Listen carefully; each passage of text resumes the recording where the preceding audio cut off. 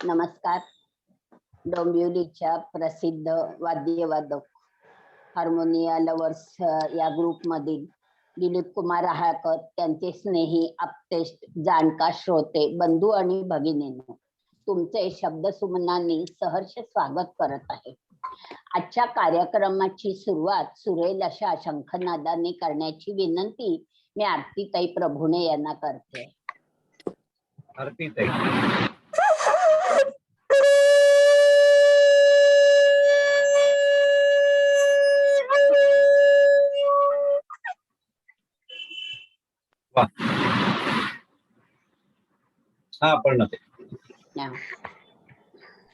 सुरेल अशा शंखनादाने आरतीताईने कार्यक्रमाची सुरुवात केलेली आहे. पद्मपुराणांच्या मते शंख हा पंचतत्वांचा विकास करण्यासाठी आवश्यक असलेल्या सात्विक अहमचे हे प्रतीक आहे. आणि अशा या प्रतीकाची सुरेल अशा शंखनादाने सुरुवात केल्याबद्दल आरतीताई तुमचे खूप खूप धन्यवाद. आता मी विरंगुळाचा बुलंद आवाज असणारे डिजिटल माध्यमात असणारे रवींद्र खानोलकर सर यांना मी विनंती करते की त्यांनी डिजिटल माध्यमातून दिलीप कुमार रहाळकर यांची ओळख करून द्या. चांगला योग आहे की अशा एका अष्टपैलू आपल्या सभासदाची ओळख करून देण्याचा चान्स मला मिळाला.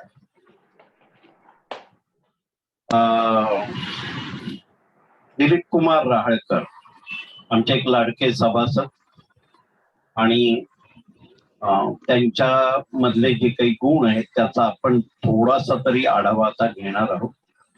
या कार्यक्रमाच्या निमित्ताने आपल्याला थोडी ओळख होते आपल्याच माणसाची, आणि पूर्ण ओळख ही हिमनगासारखी त्याच्या खाली असते. पैकी जो भाग आमच्या नजरेत आलाय तो आम्ही तुमच्या समोर आणतो. आजचा कार्यक्रमाचा विषय आहे सूरतेच छेडिता वाद्य वाजते नव नवे. 7 सूर आणि तंतुवाद्यांबद्दल माहिती, त्याची रचना आणि प्रात्यक्षिकांसह आपण आजचा कार्यक्रम बघणार आहोत. आता दिलीप कुमार रहाळकर यांचं शिक्षण इंडस्ट्रियल हायस्कूल अलिबाग इथे शाळेचं शिक्षण झालेलं आहे. अलिबाग येथील शालेय जीवनापासून अष्टपैलू व्यक्तिमत्वाचे प्रचिती त्यांनाही आली, शाळेलाही आली आणि पालकांनाही आली. सायन्स ग्रॅज्युएट आहेत, BSc आहेत. ते शिष्यवृत्ती प्राप्त करून शालेचं शिक्षण घेतलेलं आहे. त्यामुळे त्यांचा अकॅडमिक यश हे त्याच्यात डोकावतंय. शाळेपासूनच हार्मोनिका म्हणजे ज्याला आपण माउथ ऑर्गन म्हणतो आणि बासरीचे शिक्षण त्यांनी घेतले आणि 2 वाद्य त्यांनी शालेय जीवनात त्याचा आनंद सुरू केलेला आहे. शालेय जीवनात मलखांब प्रावीण्य प्राप्त केलेला आहे. मलखांब आणि दोरीवरच्या ज्या कसरती असतात त्याचा समावेश असतो त्याचा. कॉलेजमध्ये असताना मॅन्डोलिन व ढोलकी शिकले, म्हणजे 4 वाद्य झाली आणि वाद्यवादनात बरीच बक्षिसे मिळवली. कॉलेजमध्ये असताना वाद्यवृंदात अनेक बक्षिसे मिळवली आहेत त्यांनी. मलखांबाकरिता कॉलेजचे म्हणजे आपण कॉलेज रिप्रेझेंट केलं म्हणतो तसं त्यांनी कॉलेजचं प्रतिनिधित्व केलेलं आहे. शाळेतील मुलामुलींचा वाद्यवृंद बनवून रायगड जिल्हाभर कार्यक्रम करून सेवाभावी संस्थांसाठी त्यांनी शालेय जीवनात असताना निधी जमवण्याचे काम केले. 1971च्या युद्ध काळात वाद्यवृंदाचे कार्यक्रम करून युद्धनिधी संकलन केले आहे. एका संस्थेच्या नाटकाकरिता त्यांनी त्या वयात कॉलेज जीवनामध्ये असताना नेपथ्य, साऊंड आणि लाईट इफेक्ट्स देण्याचे काम केलेले. हा सगळी तांत्रिक बाब आहे आणि ही वाद्यांपासून वेगळी आहे. 2 वर्षे त्यांनी शिक्षक म्हणून काम केले.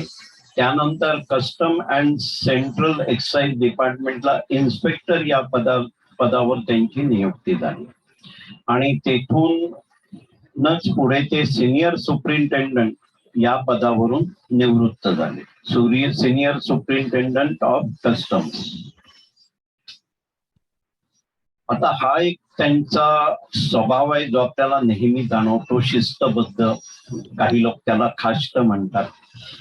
त्यांना एक स्वच्छ शिस्तबद्ध अधिकारी म्हणून ओळखत होते.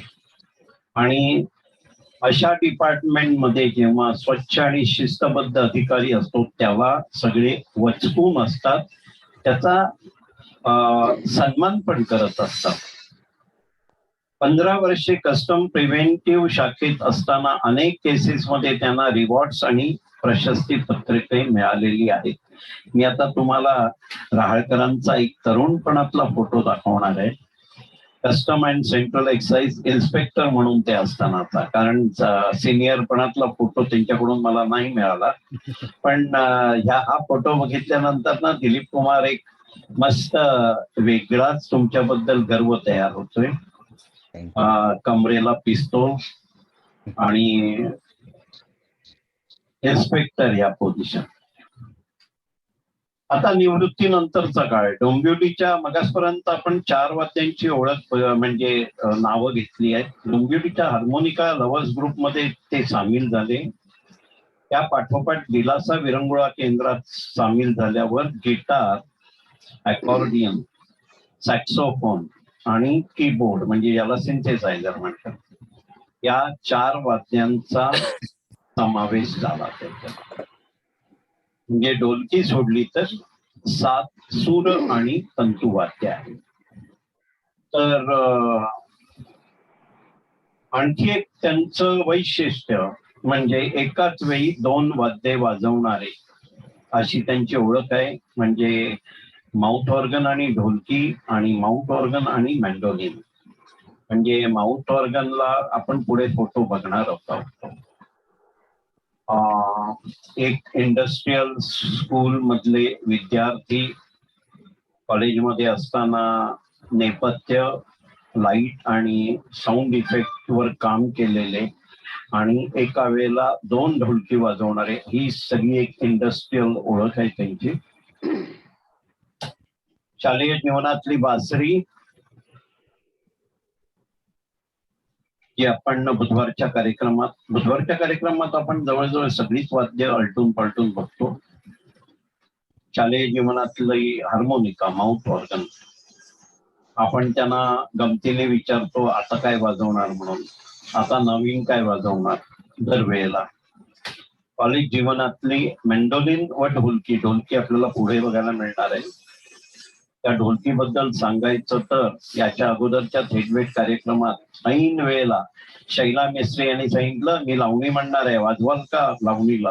लावणीला ढोलकी वाजवणे हा अगदी सरावाचा आणि वेगळाच विषय आहे. ते म्हणाले मला लावणीला तर मी बरेच वर्षात वाजवलेला नाही आहे पण वाजवी. आणि त्या दिवशी त्यांनी जी काही ढोलकीची झलक दिली आम्हाला, लावणीच्या ढोलकीची झलक, ती पण फारच आगळी वेगळी होती आणि मस्त होती. तर मॅन्डोलिन व ढोलकी. निवृत्तीनंतर सॅक्सोफोन हा आपण जास्ती करून पूर्वीच्या सिनेमात बघायचो. म्हणजे पूर्वीच्या किंवा गिटारच्या पॅरलल काळामध्ये एखाद्या हिरोच्या हातात. आणि इंडियन सिने म्युझिक मध्ये ह्याचा खूप महत्वाचा रोल आहे. निवृत्तीनंतर गिटार त्यांच्या हातात आलेली आहे. निवृत्तीनंतर अकॉर्डियन आलेला आहे. अकॉर्डियनने पण एकेकाळी सगळे ऑर्केस्ट्रा आणि सिने संगीत खूप मोठ्या प्रमाणावर गाजवलेला आहे. हा सगळा कीबोर्डच्या अधिक अगोदरचा काळ असावा, कारण आता बरेच कीबोर्ड पण एका वेळेला असतात म्युझिक देण्यासाठी. आता हा कीबोर्ड ज्याला सिंथेसायझर म्हणतात, ह्याचा हा फोटो इतका बोलका आहे कारण आपल्याला काळे पांढरे सूर दिसत आहेत, त्याच्यावर ते निळे पिवळी बटणं दिसत आहेत, त्याच्यावरती जो भाग आहे एवढी सगळं जे काही शब्दांची लाईनीच्या लाईनी लिहिलेल्या आहेत. कारण या एका इन्स्ट्रुमेंट मधून वेगवेगळ्या वाद्यांचा आवाज वाजवता येतो. गाणं वाजवत असताना ती बदलता येतं. त्याच्याबरोबर आपल्याला एखादा ताल जुळवून त्याच्याबरोबर घेता येतो. तसंच एखाद्या गाण्यात मधला लागणारा जो म्युझिकचा पीस आहे तो पण रचना करून सेव्ह करता येतो. आता हे मला माझ्यासारख्या अज्ञानी माणसाला माहिती असलेले भाग झाले, पण ह्याचे आपल्याला प्रात्यक्षिक आपल्या या बुधवारच्या अगोदरच्या बुधवारच्या कार्यक्रमामध्ये आपण बघितलेली आहेत कार्यक्रमात.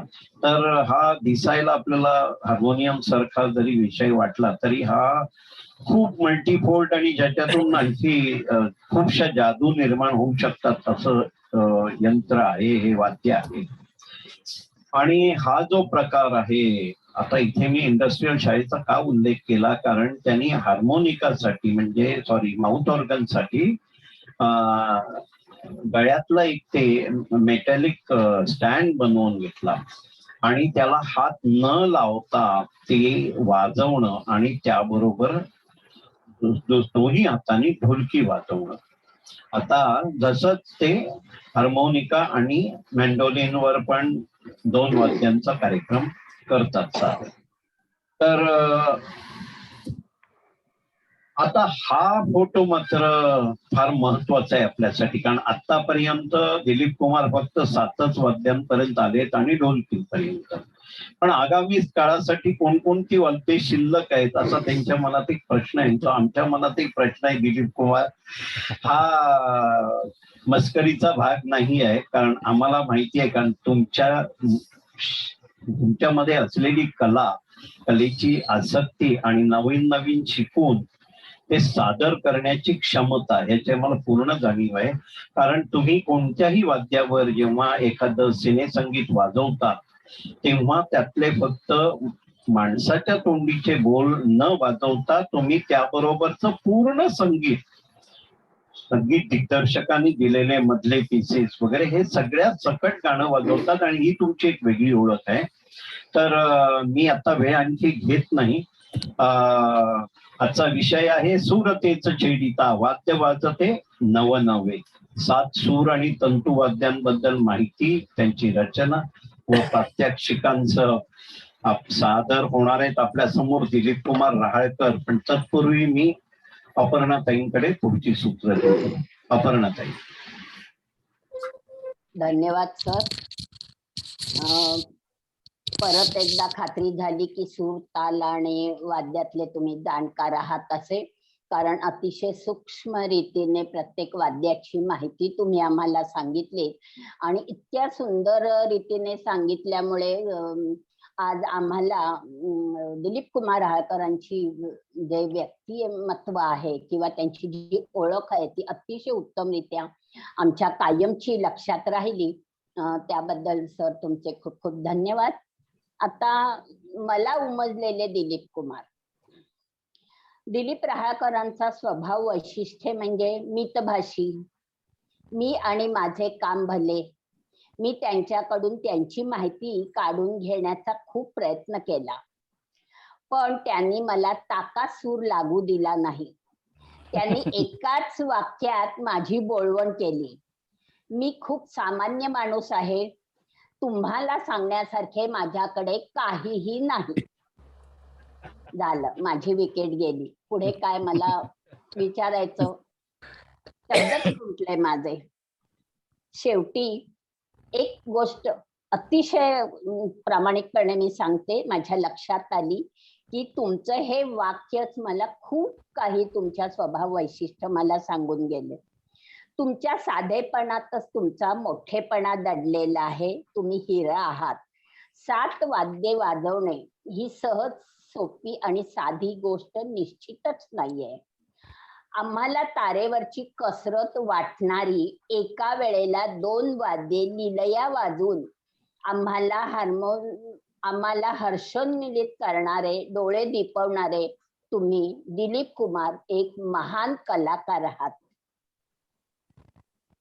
शांती स्वरूप, प्रेम स्वरूप व आनंद स्वरूप असे हे तुमचा स्वभाव. विचार गुणांनी स्वच्छ आणि निस्वार्थी असणाऱ्या, स्वतःच्या कलेतच रममाण होणाऱ्या, त्यांच्या वास्तूचे नावही त्यांनी काय दिलेलं आहे बघा, रहाळ घर. कोकणातलं छानसं अरे वा, ही कौलारू माहिती घर कुठनं आहे. मिळाली? जरा फेसबुक मध्ये बघितलं, कारण तुम्ही मला भाग पाडलात अभ्यास करण्यासाठी. त्याच्यामुळे रहाळ घर हे खूप छान नाव आणि खूप छान वास्तू आहे. बंगला तुमचा आहे, खूप छान कौलारू असा, खूप खेडेगावातला, त्याच्यामुळे जास्त तो भावला. आणि नाव पण तुमचं खूप छान तुम्ही दिलं, रहाळ घर. खूप छान नाव आवडलं. आणि तुम्ही 7 सूर वाद्यांबद्दलची रचना व ताल यांचे प्रात्यक्षिकासह माहिती आम्हाला सांगावी अशी मी नम्र विनंती करते. आणि यापुढील सर्व सूत्र दिलीप कुमार रहाळकर यांच्याजवळ. दिलीप कुमार, नमस्कार. नमस्कार. माझी ओळख करून देताना मला असं वाटतं की माझ्या अंगी नसलेले गुण बरेच चिकटवले गेले. ते मलाही माहिती नसावेत. ते तुम्हाला समजले आता, कारण आपण स्वतःची ओळख कधीच करून घेत नाही. ते तुमच्या आता लक्षात आले होते, पण ते अधोरेखित केले गेले आता. ठीक आहे. आजचा कार्यक्रम जो आपण करायचं ठरवलंय त्यात 7 सूर आणि वेगवेगळी वाद्य हा विषय आपण घेतला. याच्यात एक सांगावं असं वाटतं की या विषयावर बोलताना किंवा काही प्रात्यक्षिक दाखवताना हा माझा वाजवण्याचा प्रोग्राम आहे असं धरून चालू नका. या वाद्यांची माहिती मला जशी मिळत गेली, मला कळत गेली, जे मला माहिती आहे त्या वाद्यांबद्दल, आणि ज्या प्रकारे मला वाजवावं असं वाटलं किंवा जेवढं काही वाजवता येतं त्यातला थोडाफार भाग मी तुम्हाला सांगणार आहे. आणि वाद्यांची माहिती आणि वाद्यांशी माझा संबंध आला कसा. त्यात मनोरंजक गोष्टी अशा आहेत की सगळ्या गोष्टी की अगदी चांगल्या, म्हणजे मी असं शिकलो आणि मी असं मिळवलं असं नसून त्यात काही अपयश किंवा काही अशा गोष्टी सुद्धा आहेत की ज्यावेळी माझ्यात ती एखादी त्रुटी असताना कोणीतरी सांगितली किंवा कोणी दाखवली, कोणाच्या लक्षात आली, तोही भाग मी सांगणार आहे. म्हणजे केवळ स्तुती हा प्रकार त्याच्यात राहणार नाही. तर आता आपण सुरुवात करूया की पहिल्यांदा संगीताशी माझा संबंध कसा आला. तर संगीताशी म्हणजे तसं माझ्या घरात काही वातावरण नव्हतं किंवा कोणी गाणारे वाजवणारे. आता वडील म्हणतात, म्हणजे आम्ही त्यांना ऐकलं नाही, पण ते पूर्वी मेळे वगैरे असायचे त्या सुमारास ते पेटी वाजवायला शिकले होते. या पलीकडे आमच्या घरात कुठलंही वाद्य नव्हतं. पण संगीत कानावर असं पडायचं. आणि बासरीचं पहिलं वाद्य जे आता जी आपण वाद्य घेणार आहोत त्यात ज्या क्रमाने त्या वाद्याची माझी ओळख झाली किंवा संबंध आला त्या क्रमानेच मी जाणार आहे. तर पहिलं वाद्य बासरी, आधी संगीत आणि नंतर बासरी. आता संगीताशी संबंध असा आला की आमचं घर जे आहे, ज्यांनी म्हटलं की रहाळ घर, त्या भावंडांनी मिळून त्या घराला दिलेलं एक नाव. त्या घराच्या पासून साधारणपणे 50 फुटावर एक हॉटेल आहे, म्हणजे हॉटेलचा दरवाजा आहे तो. आणि पूर्वीच्या काळात म्हणजे साधारणपणे म्हणजे माझ्या आठवणीप्रमाणे, म्हणजे 59-60 पासूनची आठवण धरली तर पूर्वी असं व्हायचं की लोकांना अट्रॅक्ट करण्याकरता हॉटेलमधला रेडिओ हा मोठ्याने लागलेला असायचा. आणि त्यावेळी सगळ्यांकडे रेडिओ नसायचे. म्हणजे त्यावेळी मला आठवते की त्या हॉटेलच्या रेडिओचा आवाज आसपासच्या 20 घरांमध्ये जात असेल आणि ते 20 घरांपैकी कोणाहीकडे रेडिओ नसायचा. पण मंगल प्रभातपासूनची सुरुवात व्हायची. ते कार्यक्रम म्हणजे त्यातले गद्य कार्यक्रम सोडले आणि काही ठराविक बातम्या सोडल्या तर सगळे कार्यक्रम त्याच्यावर चालू असायचे दिवसभर. मध्ये दुपारी थोडा वेळ बंद असायचा रेडिओ, पण अदरवाईज रेडिओचा आवाज हा सकाळी उठल्यापासून त्याचा शेवटचा कार्यक्रम होईपर्यंत कानावर पडायचा. आणि अर्थातच रेडिओ म्हटल्यावर तिथे गाण्याचा संबंध जास्ती आला. मग मराठी गाणी, हिंदी गाणी, भावगीतं, नाट्यगीतं, जो कार्यक्रम असेल तो त्या रेडिओवर चालू असायचा. त्यामुळे सकाळी उठल्याबरोबर ते सूर कानावर पडायला लागायचे. इथे पहिला संगीताचा संबंध आला, सूर कानावर पडायला लागले. त्यामुळे अर्थातच ती गाणी, त्या चाली लहानपणापासून कानावर पडून पडून लक्षात राहायला लागल्या, पण वाजवता काही येत नव्हतं. आणि इतकं मोठ्याने तो रेडिओ लागलेला असायची, घरात बसल्या बसल्या सुद्धा त्याची अगदी त्याचे प्रिल्यूड इंटरल्यूड म्हणतो आपण मधले म्युझिक वगैरे ते सगळं व्यवस्थित ऐकू यायचं, फक्त शब्द क्लिअर यायचे नाहीत कारण डिस्टन्स जास्ती होतं. त्यामुळे शब्द सोडून ते सगळी चाल त्या गाण्याची म्युझिक सकट ही कानावर पडायची. आता हा संगीताशी संबंध पहिला आला माझा. मी कोणाशी संबंध जोडायला गेलो नव्हतो, हे सगळ्या गोष्टी माझ्या जवळ आपोआप येऊन चिकटलेल्या आहेत. त्यावेळेला माझं त्याच्यात कर्तृत्व किंवा हे काय नाही, फक्त मला संधी मिळत गेली. तर या बाजूला हॉटेल, तर घराच्या दुसऱ्या बाजूला एक घर होतं. एक छोटी म्हणजे गावातली घरं कशी असतात की आजूबाजूला मोठं अंगण वगैरे पण नाही, घरानंतर थोडी जागा सोडून दुसरं घर. तशी 2 घरं सोडून पलीकडे एक घर होतं. त्या ठिकाणी कुलकर्णी नावाची फॅमिली राहायची आणि त्यांचे 3 भाऊ 3 मुलं होती. माझ्यापेक्षा तिघही मोठे होते आणि तिघही बासरी वाजवायचे. म्हणजे इकडून संगीताशी संबंध आला तसं त्या बाजूनी बासरीशी आला. आणि त्यामुळे इथे जी गाणी ऐकत होते ते माझ्यापेक्षा मोठे असल्यामुळे त्यांची गाणी बरीच पाठ असायची आणि ते कोणी ना कोणी कुठला तरी भाऊ वाजवत असायचा. ते सूर कानावर पडत राहायचे आणि म्हणून मग हे इकडून येणारं संगीत आणि तिकडून येणारा बासरीचा आवाज याचा कुठेतरी इफेक्ट झाला. त्याच्यात एक आवड निर्माण झाली आणि त्यातून बासरी शिकायची इच्छा झाली. आणि आता याचा पुढे उल्लेख येण्याची शक्यता कमी म्हणून आताच सांगतो की ते जे 3 भाऊ होते बासरी वाजवणारे, त्यांचं आडनाव कुलकर्णी आणि त्यातला मधला भाऊ जो होता तो पुढे क्रिकेटर झाला आणि भारतीय म्हणजे संघातून खेळला. उमेश कुलकर्णी म्हणून नाव आहे त्याचं. काही वर्ष तो संघातून खेळलेला आहे आणि त्यावेळेचे इंडियाचा फास्टेस्ट बॉलर म्हणून होतात. त्याचे बासरीचे सूर क्रिकेट नाही शिकलो मी, त्याच्याकडून बासरी ऐकून शिकायची वाटली. आता प्रत्यक्ष बासरीचा हे थोडं लांबतंय अशा करते की पहिलंच वाद्य आहे म्हणून थोडंसं जास्ती इंट्रोडक्शन करतोय मी. नंतर मग असं वाटलं की बासरी ऐकून आपल्याला पण पाहिजे. आमच्या गावाजवळ एक जत्रा भरायची. त्या जत्रेत त्यावेळी ही वाद्य, मोठी वाद्य तर सोडा, पण बासरी सुद्धा गावात कुठे दुकानात वगैरे मिळायची नाही. म्हणजे संगीताची म्हणजे इन्स्ट्रुमेंट विकणारं दुकानच नव्हतं, क्लासेस पण नव्हते, त्यामुळे शिकण्याची पण सोय नव्हती. तर मी आणि भाऊ आम्ही आमच्या 2 वर्षाचं अंतर, आम्हाला दोघांना, मी साधारणपणे 4थी 5वीत असेल, तो 2 वर्ष पुढे. दोघांना जत्रेतून 4-4 आण्याच्या बासऱ्या दोघांना घेऊन दिल्या. दोन्ही बासऱ्या सारख्या लांबीच्या आणि सारख्या रंगाच्या. आणि मग आमचं मध्ये प्रलय संगीत सुरू झालं. सुराची माहिती नाही, ते षड्ज पंचम ही नावं सोडाच, सारेगम पधनी ही नावं सुद्धा माहिती नव्हती. म्हणजे आमच्या दृष्टीने सूर म्हणजे काय तर बासरीतून येणारा आवाज. मग सुरुवातीला ती भोकं बंद करून बोट ठेवायला शिकलो. त्यामुळे मग एक एक बोट उघडून वेगळा सूर म्हणजे आमच्या दृष्टीने आवाज, अरे याच्यातून वेगळा आवाज येतोय, इथे वेगळा आवाज येतोय, असं करत की 7 आवाज ते शिकलो. मग त्याची परमिटेशन कॉम्बिनेशन सुरू झाली. मग त्याच्यातून कुठेतरी एखाद्या गाण्यातल्या शब्दाची चाल मिळाली.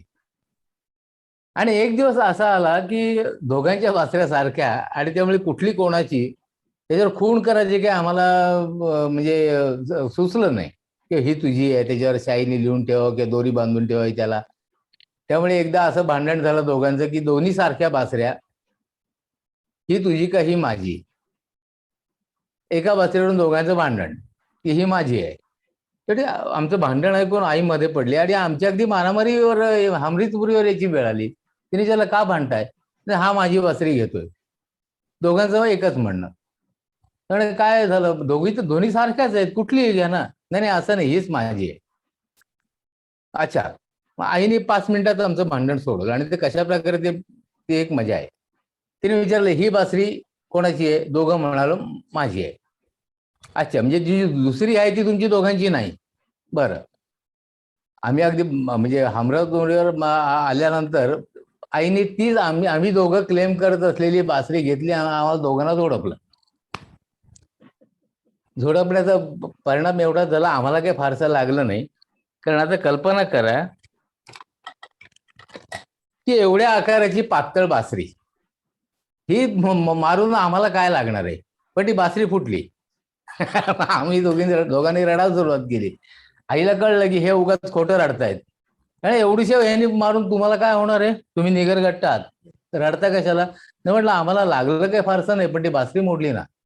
आई म्हणाली आता एक लक्षात ठेवा, बासरी कुठली चांगली आहे, कुठली छान दिसते आणि कुठली मला आवडते याच्यावरून हे ठरवून बासरी वाजवता येत नाही. ती जर तुम्हाला वाजवता आली, त्यातले सूर काढता आले, तर ते महत्वाचे असतात. छान दिसणारी बासरी ही छान वाजत नाही. छान वाजवायला शिकलं तर कुठलीही बासरी छान वाजते.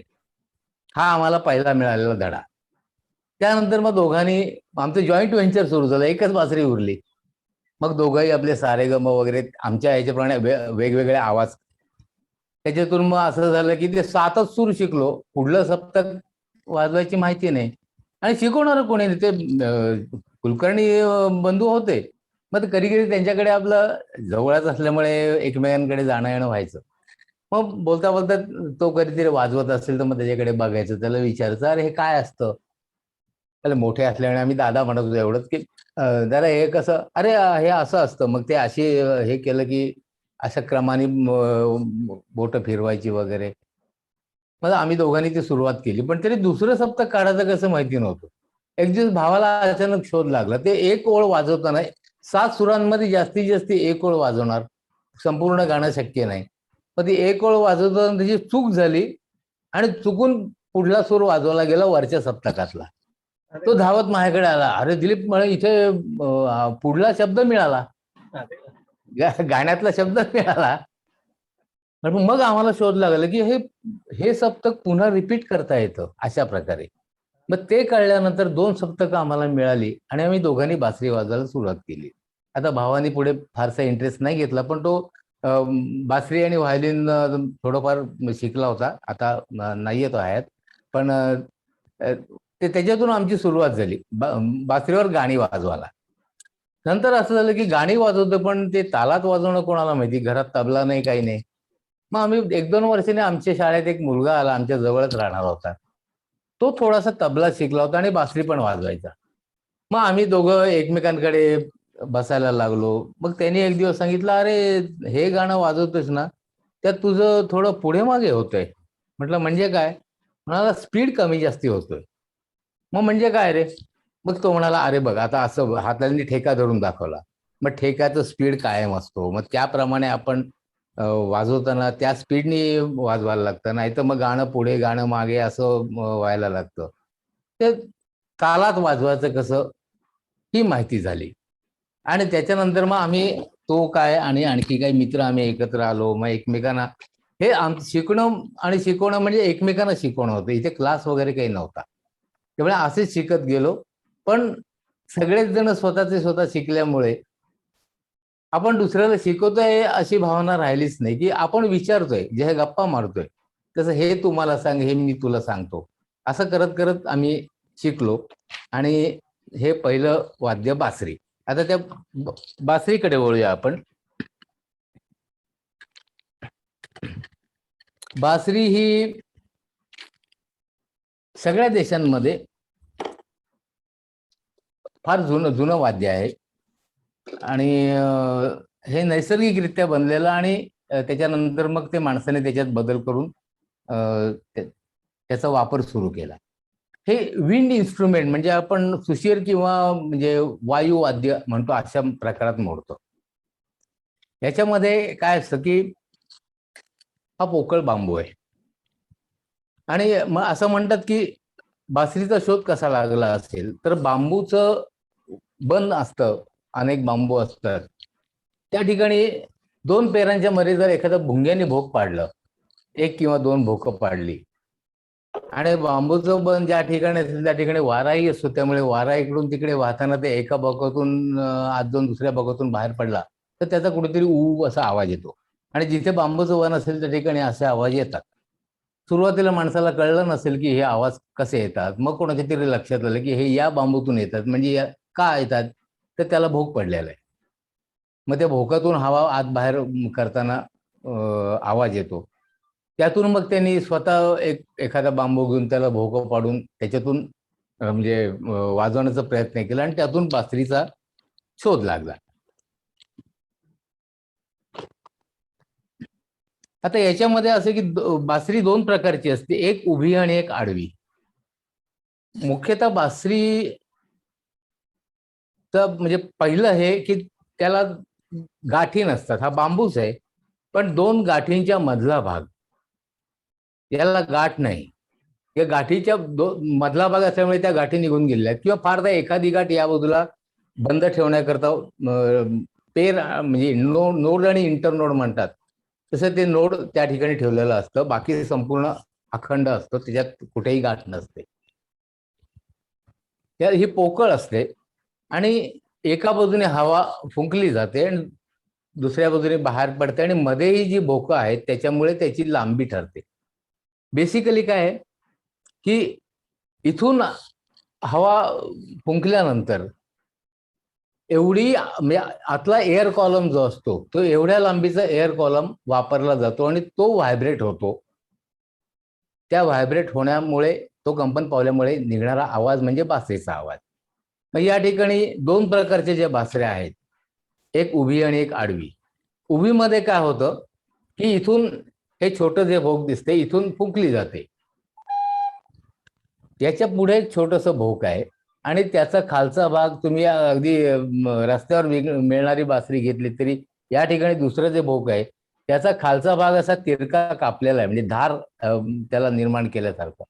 या ठिकाणी काय होतं की इथून आपण फुंकर मारतो, ती हवा जाताना त्याचे दोन भाग होतात, एक भाग इथून बाहेर पडतो आणि एक भाग आतल्या बाजूनी सर्क्युलेट होतो.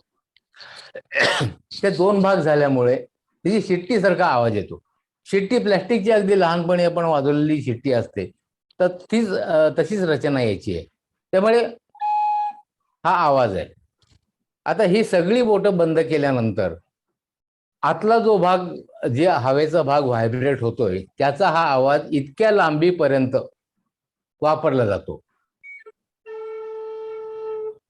ही लांबी जर कमी केली, म्हणजे या ठिकाणी भोक उघडलं,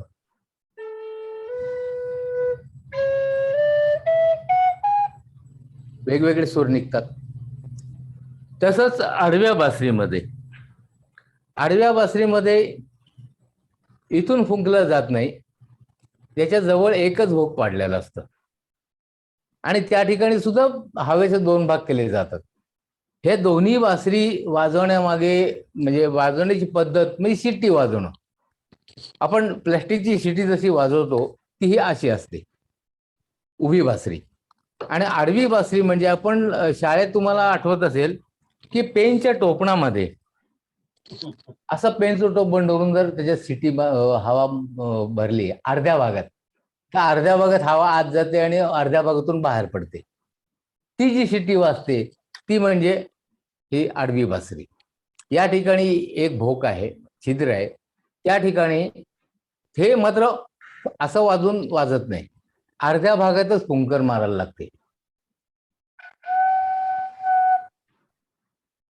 त्यामुळे अर्ध्या भागातून अर्धी हवा बाहेर पडते आणि अर्धी हवा आत सर्क्युलेट होते. तो एअर कॉलम जो असतो तो व्हायब्रेट होतो. बाकी रचना तशीच की इथपासून इथपर्यंत जेव्हा एअर कॉलम वापरला जातो त्यावेळी तो सूर निघतो आणि ती या ठिकाणी भोक आहे ते उघडलं की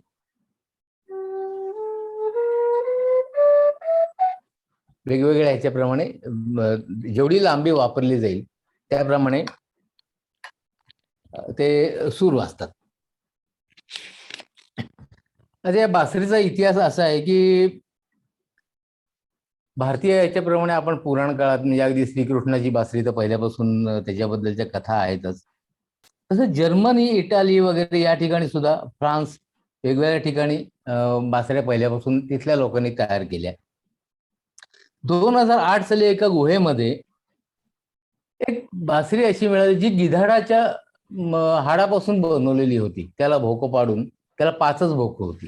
हे 2008 साली गुहेत मिळालेली बासरी आणि त्याची कार्बन टेस्ट वगैरे केल्यानंतर असं लक्षात आलं की ती 3500 वर्षापूर्वीची जुनी आहे. ती त्या गुहेत असल्यामुळे ती टिकून राहिली. म्हणजे बासरी बनवणं किंवा त्या काळात हल्लीसारखं या स्केलमधली बासरी वगैरे हे कदाचित माहिती नसेल. पण अशा प्रकारचा एक पोकळ हे वापरायचं. मग हाडाचा तुकडा असेल, बांबूचा तुकडा असेल, पुढे पुढे मेटल निर्माण झालं, त्यामुळे मेटलच्या किंवा एबोनाईट वगैरेच्या जे बासऱ्या बनायला सुरुवात केली. आणि एवढी म्हणजे एवढं जुनं हे वाद्य आहे, अतिशय गोड. आणि त्याची एक स्पेशालिटी अशी म्हणतात की म्हणजे आपल्या ह्याच्यात जे बोधकथा किंवा जुन्या गोष्टी काही यांनी वेगळ्या प्रकारे सांगितल्या जातात. त्याच्या असं म्हणतात की बासरी ही श्रीकृष्णाचं वाद्य, आणि त्यांनी अनेक गोपींना मोह पडायचा, मोहून जायच्या त्या. राधेला त्याचा हेवा वाटायचा की या बासरीमुळे सगळ्या मोहित होतात. मग तिने एक दिवस बासरीलाच विचारलं की हे का होतं, आणि श्रीकृष्ण माझ्यापेक्षा तुला कायम जवळ ठेवतो, त्याच्या ओठाची सुद्धा कायम नेहमी बासरी असते, कमरेला सुद्धा बासरी खोचलेली असते. त्या बासरीने उत्तर दिले की याचं एक कारण आहे की मी साध्या सुध्या बांबूपासून तयार झालेली आहे. दुसरं म्हणजे मी पोकळ आहे, माझ्यात जाड्य नाहीये, माझ्यात कुठलाही गर्व नाहीये. तिसरं गोष्ट म्हणजे माझ्यात कुठे गाठ नाहीये, 2 गाठींच्या मधला भाग वापरला जातो. तर माझ्या मनात कोणाबद्दल आडी किंवा असं नाहीये. दुसरं म्हणजे याला आता साधारणपणे बासरीला 6 भोकं असतात. पूर्वीपासून जे वापरात आलेले आहेत, याला काही याला जास्ती असतात, त्या सोयीकरता केलेली वेगळी जास्ती भोकं आहेत. 6 भोकांमधनं माझ्यातले जे षड्रिपू आहेत ते मी बाहेर टाकलेले आहेत. आणि दुसरं म्हणजे माझ्याकडे स्वतःचं काहीही नाही. माझ्या फक्त हे जी रचना माझी निसर्गाने निर्माण केलेली आहे त्याप्रमाणे मी आहे. त्यामुळे माझ्यात कुठलाही दोष नाही आणि माझ्यात कुठलाही गुण नाही. मग मी वाचते कशी, तर समोरचा माणूस जसं वाजवेल त्याप्रमाणे मी वाचते. ही एक बासरीबद्दल जी कल्पना. आता साधारणपणे याची रचना बघूया आपण. रचनेकरता आपण उभी बासरी दाखवायला सोपी म्हणून त्याला 6 भोकं असतात. 6 भोकं म्हणजे 7 सूर होतात, म्हणजे सगळे बंद करून 1, मग 1 2 3 4 5 6 हे 7 सूर होतात. आणि त्याच ठिकाणी फुंकर कमी जास्ती करून पुढलं सप्तक वाजवता येतं, म्हणजे 7 दुणे 14 झाले. आता याच्यात एक आहे की काही वेळा हा 6 मानून सप्तक वाजवलं जातं, म्हणजे असं की पुन्हा जोरात वाजवलं की पुढल्या सप्तकातला 6 वाजतो, म्हणजे पुढला सप्तक पुढलं सप्तक येतं. याच्यानंतर मधले सूर म्हणजे कोमल आणि तीव्र, हे मात्र अशा लाकडाच्या किंवा या अशा टाईपची बासरी असते, त्याला मुद्दाम काढायला लागतात. म्हणजे कसे, तर आता समजा हा सूर आहे, आता हा 6 धरला तर 6 आणि रेच्या मध्ये आहे, त्यामुळे हे बोट ते भोक संपूर्ण न उघडता अर्ध उघडायचं.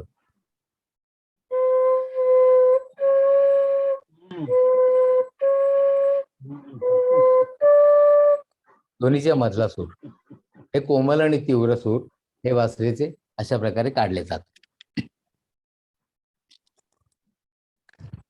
त्याच्यानंतर हल्ली आता त्याच्यात सोय अशी झाली की हे कोमल आणि तीव्र सूर हे अर्धभोग उघडं ठेवून काढायचे, त्यापेक्षा जर मध्ये एखादा आणखी भोग पाडलं,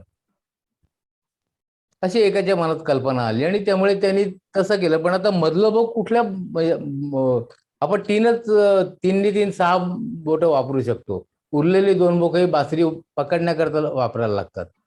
त्यामुळे 3, आणि अगदी पाहिजे तर इकडे एक जास्ती भोग असते कधी कधी, या ठिकाणी करंगळीने वाजवण्याकरता एखादं भोग, म्हणजे असे आपण 7 बोटं वापरू शकतो.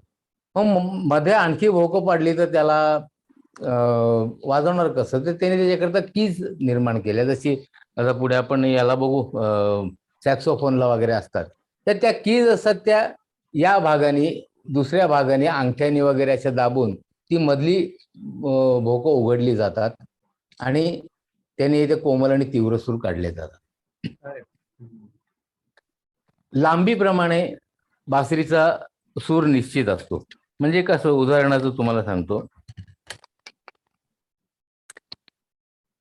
ही आता छोटी बासरी आहे, एवढ्याच लांबीची आहे. याचा सा जो आहे एवढा उच्च स्वरातला आहे, त्याच्यापेक्षा थोडी लांबी जास्ती असलेली बासरी, त्याच्यापेक्षा खालचा सूर,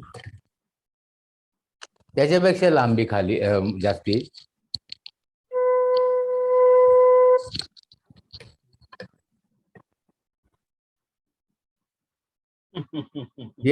ही बासरी म्हणजे बांबूची असली तरी पोकळ बांबूचे फटके मारण्याकरता उपयोगी पडेल अशी आहे. त्यामुळे ही ह्याच्यात काय होतं की जेवढी लांबी वाढत जाते त्याप्रमाणे बोकांमधलं अंतर वाढत जातं. त्यामुळे आणखी जर लांबीची बासरी गेली तर बोटं किती ताणणार, त्याला लिमिट असतं. की 3 हे करण्याकरता मी फार तर एवढी माझी बोटं ताणू शकतात. आणि लांबी इतपत आहे म्हणून काही जणांच्या बोटाची लांबी कमी असली तर त्याला एवढीच ताणता येणार बोटं, त्याला लिमिट असतं. त्यामुळे जास्तीत जास्त लांबीची किती लांबीची वापरता येते ते प्रत्येकाच्या बोटाच्या लांबीवर अवलंबून आहे. आणि त्याला सुद्धा लिमिट आहे. म्हणून 5 फुटी बासरी कराल तर इकडे हात ठेवून तेवढी बोटं तुमची ताणूच शकणार नाही. त्यामुळे याचा आवाज किती खालचा येतो बघा.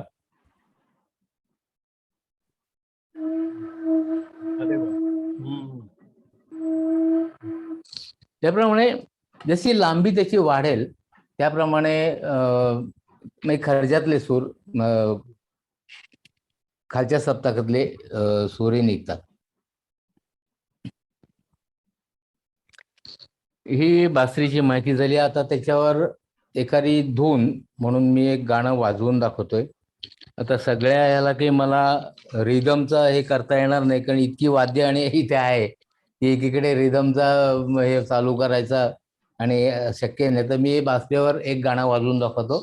रिदमची गरज नाहीये, कारण तुम्ही वर्षानुवर्ष रिदम मध्येच गोय.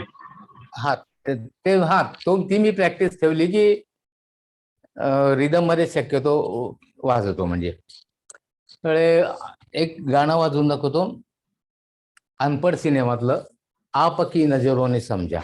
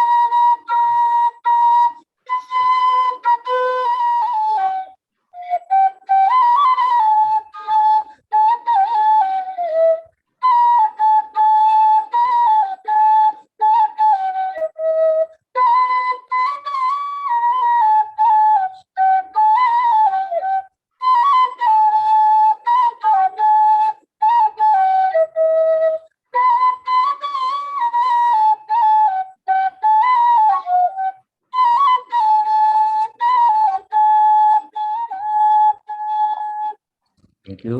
बढिया बढिया बढिया, मस्त. कोणाला या वाद्याबद्दल काही विचारायचं असेल तर मध्ये नाही, विचारायला. आता नको, आपण प्रश्नोत्तर शेवटी ठेवू. ठीक आहे ठीक आहे. असे म्हणजे मला अडचणीत शेवटी टाकायचा विचार आहे तर.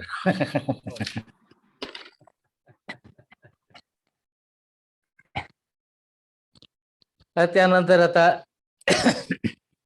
दुसरं वाद्य. या वाद्याची ओळख अशी झाली की शाळेत असतानाच, म्हणजे वरच्या वर्गात गेल्यानंतर 9वी 10वीत वगैरे असेल, आमचा म्हणजे काही वाद्य ज्यांनी आपली आपण वाजवायला सुरुवात केली त्यांचा एक ग्रुप तयार झाला आपोआप. आणि त्यात एक जण असा होता की ज्याच्याकडे एक माउथ ऑर्गन होतं आणि तो माउथ ऑर्गनवर काही ठराविक गाणी का होईना पण वाजवायचं. ठराविक गाणी म्हणण्याचं कारण की पूर्वी हे स्लाइडर असणारे किंवा असे माउथ ऑर्गन गावात बघायला पण मिळत नव्हते. साधे माउथ ऑर्गन असायचे, हिरो की असे चायनीज माउथ ऑर्गन मिळायचे जास्तीत जास्त, आणि बाकीचे जत्रेत मिळायचे ते एवढे एवढे त्याच्यावर 4-5 सूर असायचे, त्यामुळे गाणं वाजवता यायचं नाही. त्यामुळे साधा माउथ ऑर्गन जरी घेतला, त्यावेळी चायनाचा आपलं वॉर वगैरे झालेलं नसल्यामुळे चायनीज माल बराच यायचा, म्हणजे स्मगल्ड असा नाही, रेग्युलर यायचा सुद्धा आधी, आणि त्यामुळे ते विकले जायचे. त्यावेळी त्याची किंमत सुद्धा 10 रुपये होती. म्हणजे आमच्या दृष्टीने शालेय जीवनात एवढा खर्च करणं वगैरे शक्य नव्हतं, पण ज्याला शक्य होतं आणि म्हणजे आर्थिक परिस्थितीच असं नाही, अवेलेबिलिटी हा पण प्रश्न होता की मला जर 10 रुपयाचा माउथ ऑर्गन घ्यायचं तर मला गावात मिळाला पाहिजे. त्याच्याकरता मुंबईला येणं किंवा पुण्याला जाणं हे शक्य नव्हतं ना. त्यामुळे बऱ्याच जणांना इच्छा असून काही वाद्य मिळायची नाही. तर त्या मित्राकडे माउथ ऑर्गन होता आणि तो शाळेत आपला तो खिशात टाकून, त्यावेळीची जी कदाचित पिक्चर मधली स्टाईल असेल की खिशात माउथ ऑर्गन घालून फिरायचं, पण तो यायचा आणि मग मधल्या सुटीत किंवा असं एखाद गाणं वाजून वगैरे दाखवायचं. मग ते बघून बघून ऐकून ऐकून मग त्याच्याकडून कधी माउथ ऑर्गन घ्यायचं. आणि सगळे आम्ही मित्र असे होते की स्वतः शिकलेले असल्यामुळे त्यात काय आपण दुसऱ्याला शिकवतोय असा गंड काही कोणाच्यात नव्हता. त्यामुळे एकमेकांना विचारून हे करत, तो मला बासरी कशी वाजवायची विचारायचा. मग कधी घरी बसलो की त्याला बासरीची माहिती द्यायची, तो माउथ ऑर्गनची माहिती द्यायचा. असं करत करत मग असं वाटलं की माउथ ऑर्गन आपल्याला येईल वाजवतो, म्हणजे त्याचा वापरून वापरून थोडीशी माहिती झाली. त्यामुळे मग माउथ ऑर्गन वाजवा असं वाटला आणि कंपॅरेटिव्हली सोपं वाटलं, कारण जास्ती सूर नसतात आणि सगळे सूर एका पुढे एक असतात. एक मिनिट.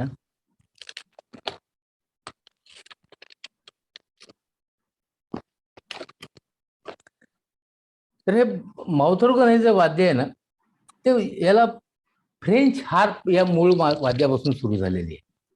आणि हे रीड इन्स्ट्रुमेंट आहे. म्हणजे पेटी जर ज्यांच्याकडे असेल त्यांनी पेटी कधी उघडून पाहिली तर त्याला ज्या अशा पट्ट्या असतात आणि त्याच्यातून हवा गेल्यानंतर ती पट्टी कंप पावते आणि त्यामुळे आवाज येतो, त्याला रीड म्हणतात. आता काही त्या लाकडी रीड्याला ते पुढल्या याच्यात दाखवीन मी.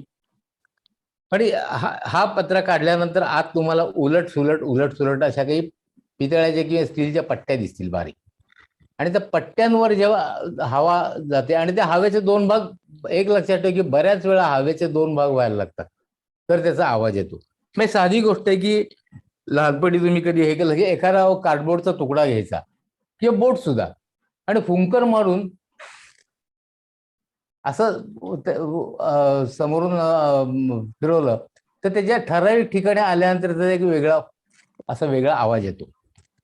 तेच तत्व रीडचं आहे. म्हणजे तो कार्डबोर्ड आपण हे करताना तो बरोबर मध्ये आला, त्याचे 2 भाग झाले हवेचे, त्या हवेपासून, त्या हलणाऱ्या हवेपासून, वाऱ्यापासून स्वर निर्माण होतात. तर त्याला रीड म्हणतात. ते रीड या ठिकाणी आहेत आणि त्या अशा आहेत की एक उलट एक सुलट. म्हणजे याच्यात काय होतं की फुंकर घालून पण सूर वाजतो आणि एक आत घेऊन पण वाजतो. त्यामुळे त्याची अरेंजमेंट अशी की ते अल्टरनेट सा रे ग म असे एक ब्लो आणि एक ड्रॉ असे हे केलेले आहेत, त्याची रचना केलेली आहे. आणि पहिल्यांदा म्हणजे जे पेटंट घेतलं जातं ते लुडविग केवढं नाव आहे की त्यापेक्षा माउथऑर्गन वापरणं सोपं. ख्रिश्चियन फ्रेडरिक लुडविग बुशमन नावाच्या माणसाने पहिल्यांदा एक माउथऑर्गन तयार केला. माउथऑर्गन हा एक म्हणजे आपण कॉलोकियल लँग्वेज भाषेत त्याचा वापर केला जातो. याच्यात 2 प्रकार की डायटॉनिक आणि हार्मोनिका. आता डायटॉनिक मध्ये काय होतं की फक्त शुद्ध सूर वापरलेले असतात. 1 2 3 4 म्हणजे सा रे ग म प ध नि या लाईन मध्ये असतात. त्याच्यामध्ये कोमल सूर नाहीत. त्यामुळे मग काय होतं की एखादं गाणं वाजवायचं असेल आणि त्या गाण्यामध्ये जर कोमल किंवा तीव्र म्हणजे मायनर नोट्स म्हणतो ते मायनर नोट्स असतील तर ते त्या माउथऑर्गनवर वाजवता येत नाही. मुख्य म्हणजे काही वेळा स्केल बदलून काही सूर मेजरचे मायनर होतात. म्हणजे ते आता ज्यांना टेक्निकली ज्याची माहिती आहे ते काळी एकच्या ऐवजी पांढरी एक वापरल्यानंतर यातले काही सूर त्याची जागा बदलून म्हणजे त्यांची जागा आपापसात बदलत नाही.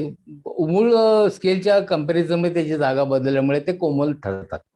तर तसे काही गाणी वाजवूयात. पण मग काय होतं की एखाद्या गाण्यामध्ये समजा म शुद्ध म आणि तीव्र म हे दोन्ही स्वर असतील तर स्केल बदलून सुद्धा त्या माउथऑर्गनवर म्हणजे डायटॉनिक म्हणतात त्या माउथऑर्गनवर वाजवता येणार नाही.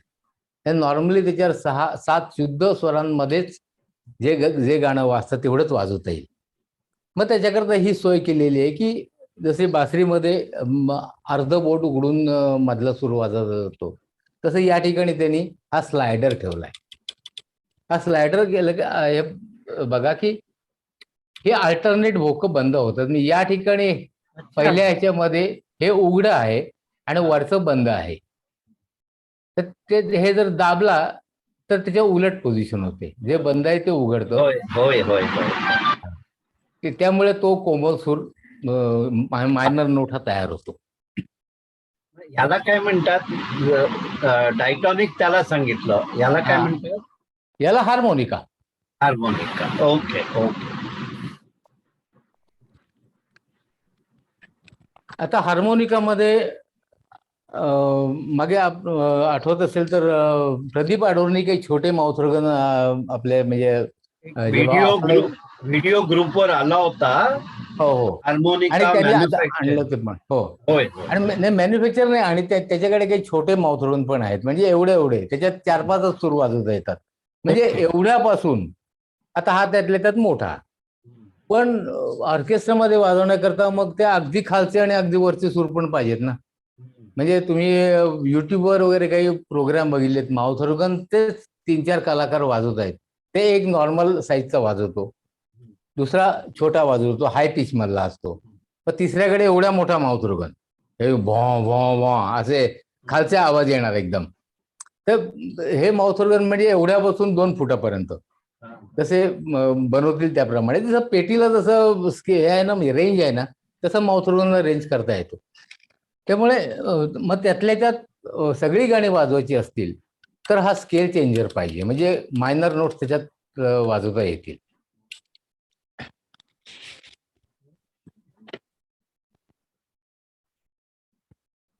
याच्यामध्ये आणखी एक आहे की माउथऑर्गन जर छोट्या आकाराचा किंवा हे हात बदलून तिथे याच्यात थोडासा बदल करता येतो. हा बोटं वापरून याच्यापेक्षा एक वेगळा प्रकार आहे त्याला व्हॅम्पिंग म्हणतात. अशी पेटी तयार करायची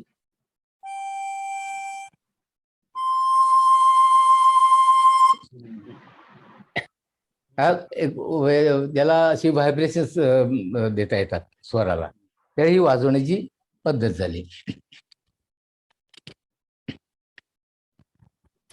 मात्र याला एकाएकी जरी 12 सूर मिळाले म्हणजे सप्तकातले शुद्ध आणि कोमल तीव्र धरून 12 सूर जे असतात ते 12 सूर जरी याच्यावर वाजवता आले तरी याला एक लिमिट आहे. याला लिमिट अशा करता की बऱ्याच जणांना असं वाटतं की सगळी गाणी माउथऑर्गनवर का वाजवत नाहीत. तर एक कारण असं आहे की याच्यामध्ये काही स्वर हे फुंकर मारून वापरायचे असतात. आता कल्पना करा की आम्ही फुंकर मारून सूर वाजवलाय, त्याच्या पुढला सूर, त्याच्या पुढला सूर, हे सुद्धा सगळे फुंकर मारून मी वाजवलेले. आता एखाद्या गाण्यामध्ये जर 7-8 सूर आणि ते सुद्धा हळूहळू वाजवले, म्हणजे 5-7 सेकंद जी सुरावट आलेली आहे ती सगळी ब्लो करायची, असे जर सूर एखाद्या गाण्यामध्ये आले तर माझ्या छातीमध्ये हवा किती मावणार. जरी प्राणायामाने हे करून जरी छातीत हवा भरण्याची प्रॅक्टिस असली तर पहिली गोष्ट बासरी किंवा ह्याच्यापेक्षा याच्यात जोरात फुंकर मारायला लागते. त्यामुळे लागोपाठ असे 4-5 सूर जर आले तर फुंकर मारून शरीरातली हवा संपते, ही पहिली गोष्ट. आणि मग जर पुन्हा श्वास घेऊन पुन्हा वाजवायचं तर मध्ये ब्रेक होतो, नाही ते ब्रीथलेस वाजवणं होत नाही. तसंच आत घेण्याच्या बाबतीत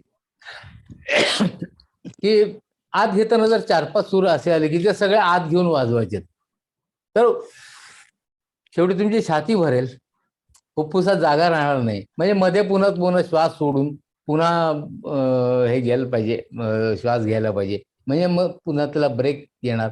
त्यामुळे ही माउथ ऑर्गनची लिमिटेशन्स आहे, हार्मोनिका किंवा माउथ ऑर्गनची लिमिटेशन आहे की सगळी गाणी त्याच्यावर वाजवायला कठीण जातात. आता बरेच जण म्हणतात की पेटीवर वाजवता येतं आणि याच्यावर काय येत नाहीत, 12 सूर याच्यात पण आहे त्याच्यात पण आहे ठीक आहे, पण पेटीमध्ये एका पुढे एक सूर आहेत आणि ते फक्त दाबायचे आहेत आणि या ठिकाणी आत बाहेर दोन्ही करायचे. त्यामुळे हा थोडासा प्रश्न पडतो. आणि त्याप्रमाणे मग असं होतं की एखाद्या गाण्याला हाय पिच मध्ये माउथ ऑर्गन वाजवलेला आहे तर मग हाय पिच मधला किंवा त्या सुरातला, हे वेगवेगळ्या सुरातले असू शकतात. हा सी स्केल मधला आहे. तर तसे ABCDEFG 7 याच्यातले छोटे छोटे माउथ ऑर्गन आहेत माझ्याकडे, ते 7चा सेट आहे. वेगवेगळा सेट वापरता येतो. आणि स्लायडर असणारे की 7 सुरांचे स्वाद लागत नाहीत, त्यातले 3 किंवा 4 असले तरी ते इतर सुरांचा त्याच्यात म्हणजे अंतर्भाव झालेला असल्यामुळे ते वाजवता येतात. त्यामुळे ही माउथ ऑर्गनची साधारणपणे माहिती झाली. आता याच्यामध्ये एक आणि याच्यात एक आहे,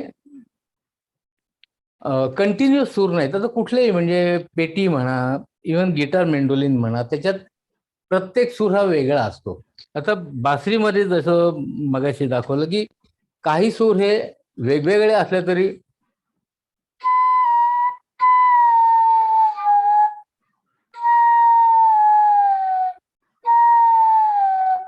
वरतून खाली येताना एकाला एक जोडून सूर येतात, तसं याच्यात येत नाहीत. प्रत्येक सूर हा वेगळा असतो. त्यामुळे मीन हा जो प्रकार असतो तो माउथ ऑर्गनवर वाजवता येत नाही. आता याच एक गाणं वाजवून दाखवतो मी.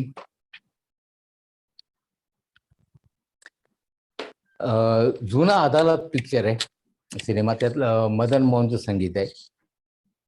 गाण्याचे बोल आहेत, जमी से हमें आसमां पर बिठाकर गिरा तो न दोगे.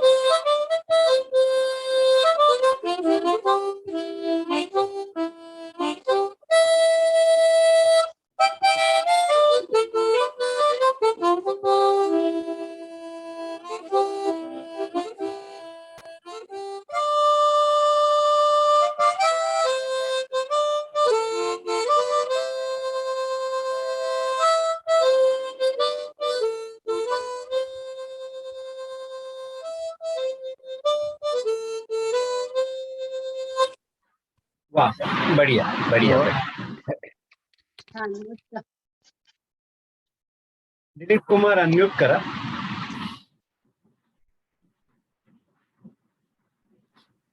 हा, आता तिसऱ्या वाद्याकडे वळूया. मी जे वाद्य घेऊन येतो.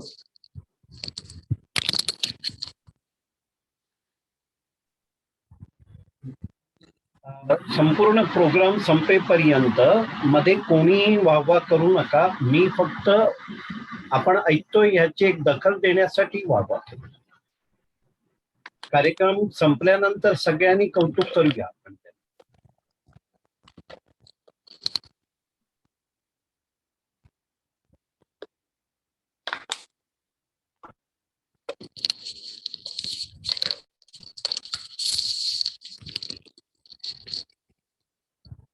येतोय आवाज?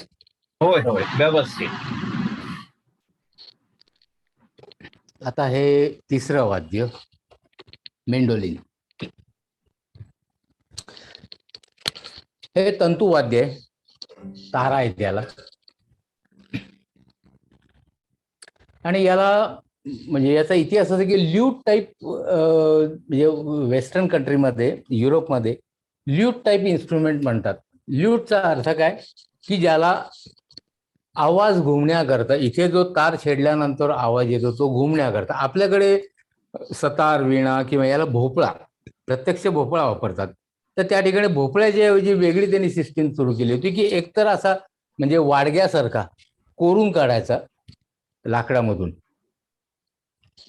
त्याचा म्हणजे भोपळा, थोडक्यात त्याचा भोपळा तसा तयार करायचा. आणि नंतर मग प्लायवूड किंवा पातळ फळ्या बनवणं हे आपल्यापेक्षा तिकडे जास्ती प्रगत होतं विज्ञान. त्यामुळे त्यांनी प्लायवूड किंवा ह्याच्यापासून अशी पेटी तयार करायला सुरुवात केली. ते ल्यूट टाईप इन्स्ट्रुमेंट जे असतं त्याच्यातून त्याच्यापासून हे बनलेलं आहे. साधारणपणे 17-18व्या शतकामध्ये हे बनवलं गेलं. आणि अनेक प्रकार आहेत त्याचे. त्यात दोन प्रकार म्हणजे नेपोलिटन म्हणजे राऊंड बॅक, म्हणजे हा जो त्याचा वाडग्यासारखा असा म्हणजे त्याचा आकार येतो, तेही दुकानात विकत मिळतं. आणि हे फ्लॅट अशा टाईपचे. आणि याला जर पिकअप वगैरे जोडला तर हे इलेक्ट्रिक म्हणजे मेंडोलिन तयार होतो. याच्यामध्ये याची रचना म्हणजे अशी, हा याची एक मजेदार गोष्ट सांगतो की हे मला कॉलेजमध्ये असताना हाताळायला मिळालं. कॉलेजमध्ये असताना आमचा एक ग्रुप होता आणि मग आम्ही बासरी, माऊथ ऑर्गन, बेंजो, तबला, ढोलक वगैरे असे काही वाद्य करून आम्ही गॅदरिंगमध्ये म्हणा किंवा असं एकत्रित असं वाद्य संच म्हणून आम्ही वाजवायचो. बोंगो एकाने कुठनं तरी बोंगो पैदा केला होता. म्हणजे त्यातल्या त्यात साधी साधी वाद्य, म्हणजे अकॉर्डियन, गिटार वगैरे आमच्या कॅपॅसिटी बाहेरचं होतं.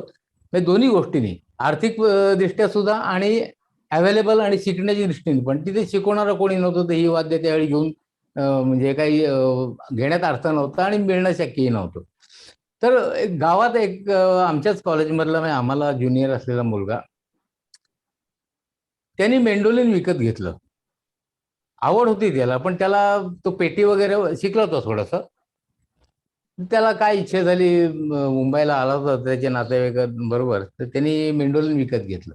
ते कळल्यावर आम्हाला, आमचा ग्रुप सगळा मित्रांचा, त्याकडे बघायला गेलो. हे कसं असतं मेंडोलिन.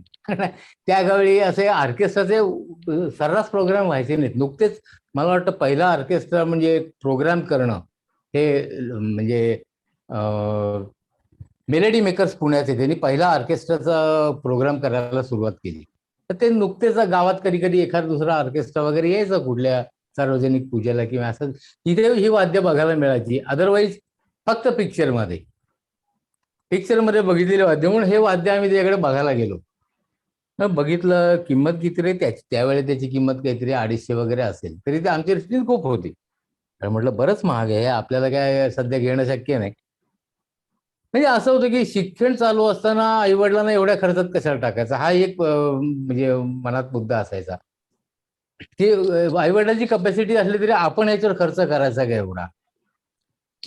दुसरं म्हणजे आधी इन्स्ट्रुमेंट घ्यायचं आणि नंतर शिकायचं, आणि मग ते नाही जमलं म्हटल्यावर कंटाळून ते पडून राहतं.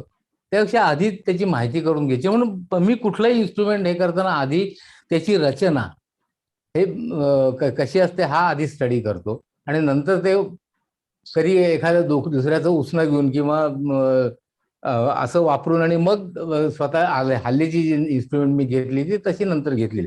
तर त्याच्याकडे गेल्यानंतर त्याने ते दाखवलं आणि आम्ही विचार करत होतो. आम्हाला शाळेत इंडस्ट्रियल हायस्कूल असल्यामुळे सुतारकाम होतं, त्यामुळे सुतारकाम करायची माहिती होती. तर मी आणि माझा मित्र म्हणाला, अरे एवढं कॉस्टली इन्स्ट्रुमेंट घ्यायचं त्यापेक्षा आपण असं करूया, याचं एक मॉडेल बनवायचं साधं क्रूड, अगदी या टाईपचं आपल्या प्लायवूड वगैरे नाही मिळणार, हे असे वर्म गिअर टाईप खुंट्या मिळणार नाही, तर आपण लाकडाच्या लावू. पण ते कसं असतं आणि कसं वाजवायचं तर, आणि ते कधी म्हणजे सगळे मिळून आम्ही आपले कॉन्ट्रीब्युशन काढायचो कधी कधी, ते 25 रुपयात बनवता येईल. तर तो म्हणाला, अरे असं का करता, तू एक काम कर ना, तुम्हाला जमतंय की नाही किंवा प्रॅक्टिस करायची असेल तर हे मेंडोलिन घेऊन जा ना. मी म्हणाला, अजून काही एवढं फारसं शिकलेलो नाही, आपलं सारेगम फक्त माहिती आहे मला. त्यांनी माझ्याकडे मेंडोलिन दिलं, म्हणाला 15 दिवस तुझ्याकडे ठेव, त्याच्यावर हात चालवून बघ, जमतंय वाटलं तर मग पुढल्या गोष्टी केला. खरंच. आणि मी न मागता तो आपणच म्हणाला, कारण त्याला माहिती होतं आम्ही एकदम काही वाद्य वाजवतो वगैरे. त्यांनी त्याचं मेंडोलिन, नुसती ओळख होती, त्या ओळखीवर माझ्या ताब्यात दिलं. घरी आल्यावर बघितलं, त्याला विचारलं बघ तारा कुठल्या ह्याच्यात लावतात सुरांमध्ये, त्याप्रमाणे त्या तारा लावून प्रॅक्टिस केली. पहिल्या 2 दिवस प्रॅक्टिस केल्यावर बोटाची चाळण झाली, कारण या बारीक तारा असतात त्या ब्लेड सारखे इतके बारीक असतात ना, त्यामुळे बरं नवीन वाद्य म्हटल्यावर मला उत्साह होता. त्यामुळे पुढल्या 4 दिवसात या हाताचा म्हणजे बोटांचा मी कुठेही उपयोग करू शकलो नाही पुन्हा बरोबर सीझनिंग होईपर्यंत. आणि नंतर मग त्याला सांगितलं, त्याच्यानंतर एक 8 दिवसानंतर कॉलेजमध्ये प्रोग्राम होता. त्याला विचारलं, अरे म्हटलं मला एक विचार आहे की एखादं गाणं त्याच्यावर बसवायचं. तो उडालाच, म्हणाला 4 दिवसात तू गाणं बसवलंस? म्हटलं हो, आता इतर वाद्य माहिती असल्यामुळे मला जरा जमलं. म्हणाला आणखी 15 दिवस तुझ्याकडे ठेव, कारण मला म्हणाला एवढ्या लवकर वाजवणं शक्य नाही. कॉलेजमध्ये पहिल्यांदा स्टेजवर गाणं मी मेंडोलिनवर वाजवलं, ते मेंडोलिन हातात घेतल्यापासून 15 दिवसाच्या आत, आणि ते सुद्धा साथी सकट म्हणजे मित्रांनी ढोलक वाजवला, मी गाणं वाजवलं, आणि त्यानंतर ते मेंडोलिन त्याला परत दिलं. तो म्हणाला, जर कधीही लागलं गॅदरिंग म्हटलं की तो मला विचारायचा, मी एक गाणं वाजवणार, तू पण वाजवणार असेल तर म्हणाला तुझ्याकडे आधी देतो, 8 दिवस घेऊन जा. मी पहिले मेंडोलिन तेव्हापासून शिकलो आणि नोकरीला लागल्यानंतर विकत घेतलं. तर याची रचना अशी आहे की हा फ्रेट बोर्ड आहे.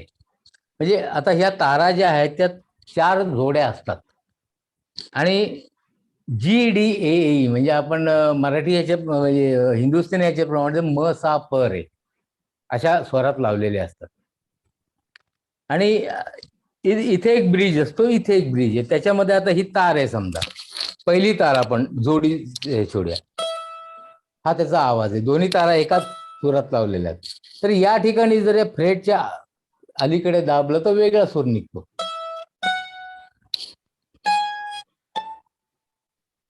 त्याप्रमाणे हे सूर वाजत पुढे पुढे वाजतात.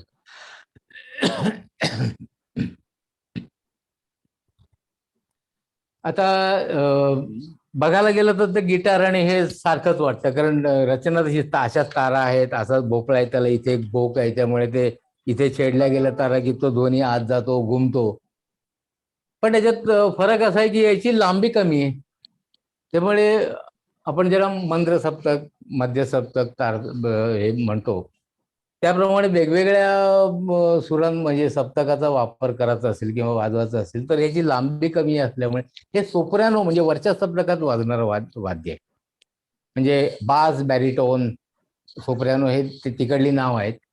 तर हे 4 जोड्या असतात, त्या प्लग केल्या जातात, म्हणजे प्लकर म्हणतात त्याला, प्लॅस्टिकचा तुकडा आहे, यांनी छेडली जाते.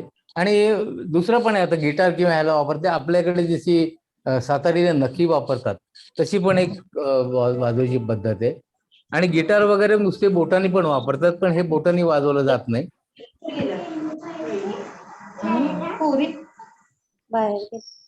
त्याप्रमाणे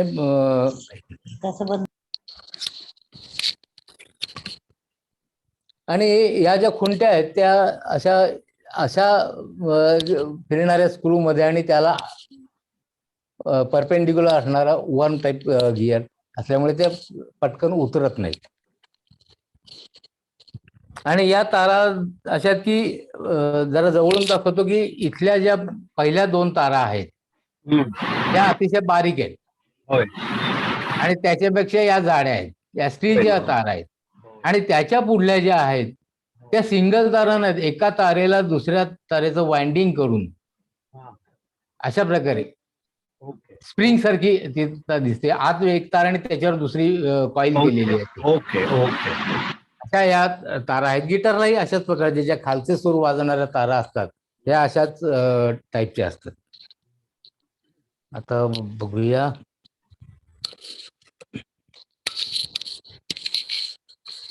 आता ही हे जरा आड येणार आहे.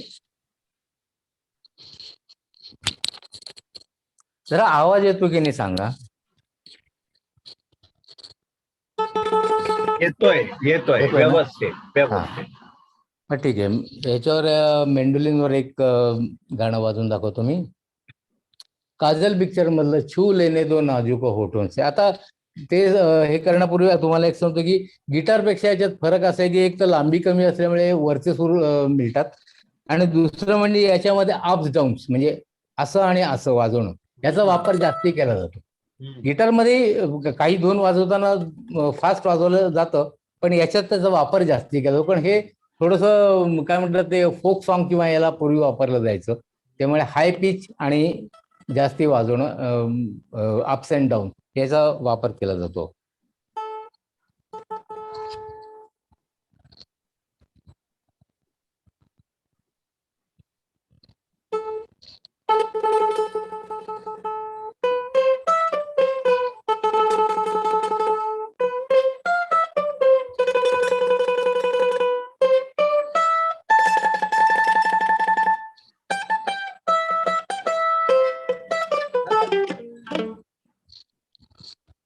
नाही तार जरा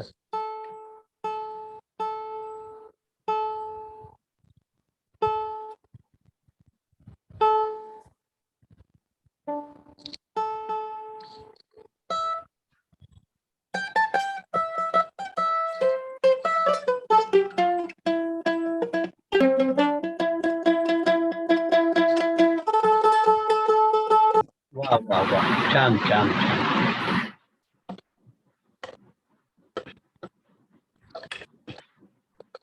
आपल्याला सर्वांना कल्पना आहे वाद्य जास्ती आहेत आणि त्यातल्या त्यात आपल्याला माहिती मिळवायची आहे. थोडा कार्यक्रमात जास्त वेळ चालेल आणि गो अहेड. एक मिनिट गिटार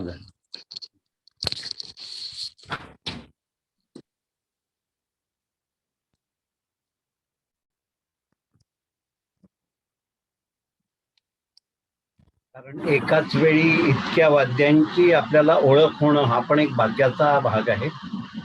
आणि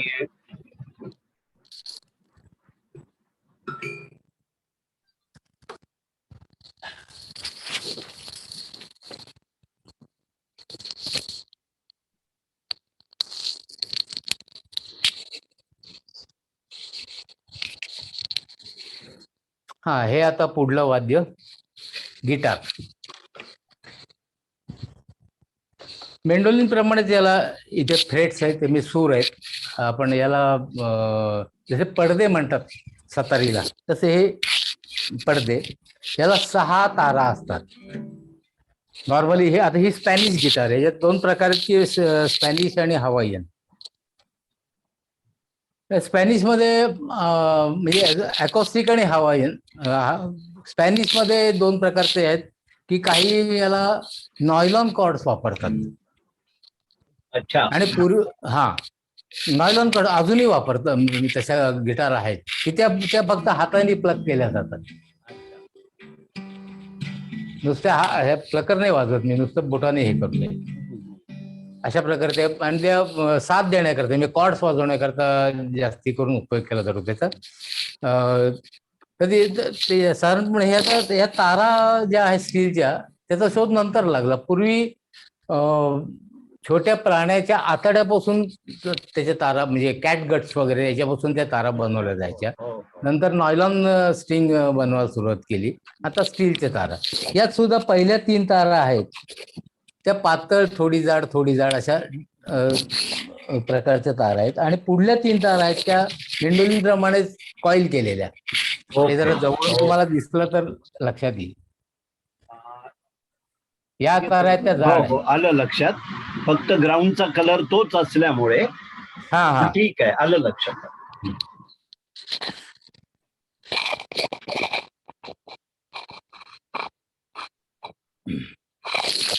आणि या EADGBE या स्वरांमध्ये लावल्या जातात. आता मेंडोलिन हे जरी सारखं वाटलं तरी त्या तारा लावण्याची पद्धत वेगळी असल्यामुळे तो पॅटर्न वेगळा होतो. म्हणजे एका ह्याच्यावर सारे ग म वाजवता तर याच्यावर सारे ग एवढंच वाजू जाईल, मग पुढल्या ताऱ्यावर जाईल.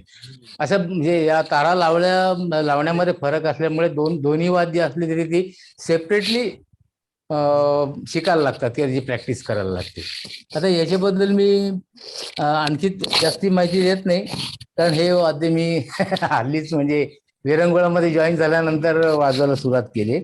पण याला एक होतं की इथे जर पिकअप जोडला, इलेक्ट्रिक गिटार जी म्हणतात, तर याला जर पिकअप जोडला आणि अँप्लिफायर जोडला तर आवाज खूप मोठा केला जातो आणि बाकीचे डिस्टर्बन्स त्याच्यात येत नाही. त्यामुळे मग त्याला ते हा जो भोपळा आहे म्हणजे पेटी आहे त्याची फारशी गरज लागत नाही. आणि हे 2 प्रकारे, एक तर त्या दुसऱ्या त्याला साथीदार म्हणून, म्हणजे त्याच्या फक्त कॉर्ड्स वाजवले जातात. कॉर्ड म्हणजे 3 किंवा जास्ती सूर एका वेळी वाजवणं. त्या दुसरा म्हणजे काही गात किंवा वाजवत असताना त्याला जो साथ देतात त्याला कॉर्ड म्हणतात. आणि सोलोमध्ये पण वाजवता येते. आता कम सप्टेंबरची फार जुनी आपल्यापैकी बऱ्याच जणांना माहिती असते, ती खूप गाजली होती. त्यासमोर इलेक्ट्रिक गिटार वगैरे याचा वापर सुरू झाला होता. तर याच्यावर दुसरं म्हणजे हे वेस्टर्न किंवा युरोपियन इन्स्ट्रुमेंट म्हणून आपल्याकडे कसं हे आहे की याच्यावर मग ठराविक गाणीच वाजवायची, असं काही नाही. मी तुम्हाला आता संपूर्ण गाणं पण नाही, एकच कडवं वाजवणार आहे आणि ते चक्क भक्तिगीत आहे. ओके.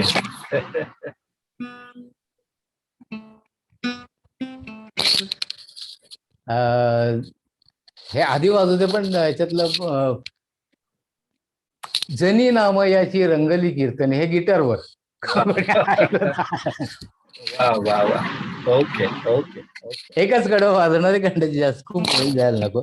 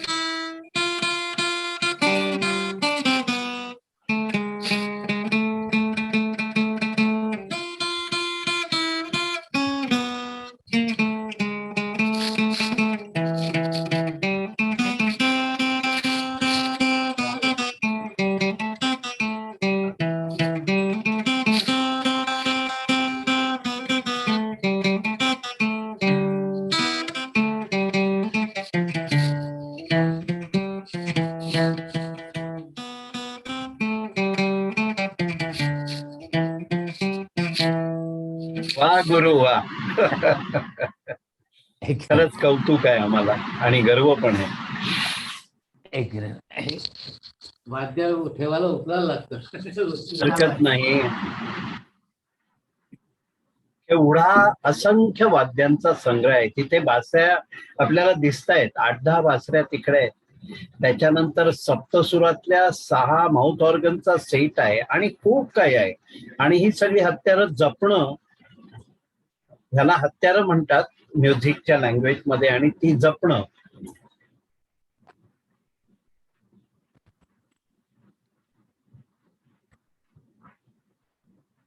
आता आपण बहुतेक सॅक्सोफोनवर येतो.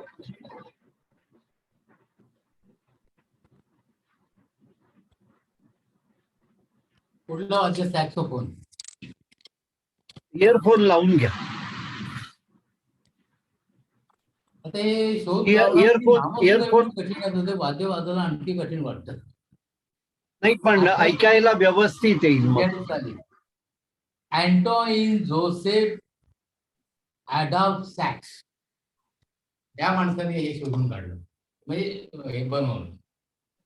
कसं म्हटलं तर बासरी सारखंच, मूळ प्रिन्सिपल त्याचं बासरी सारखंच आहे, फक्त इकडे बारीक आहे, इकडे मोठं आहे, आणि ते असं वाकडं केलं. वाकवल्यामुळे सुरात काही फरक पडत नाही. पोकळी आतली जी आहे ती वाजत असते, त्यामुळे त्याचा फरक पडत नाही. पण त्यामुळे त्याने असं त्याला आकार दिला. आणि तसं पाहिलं तर हे बघा, हे 3 आणि हे 3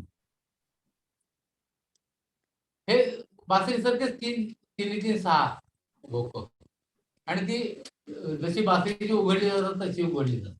पण याच्यामध्ये ज्या जागा आहेत तिथे मायनर नोट्स वापरण्याकरता त्यांनी म्हणजे कोमल.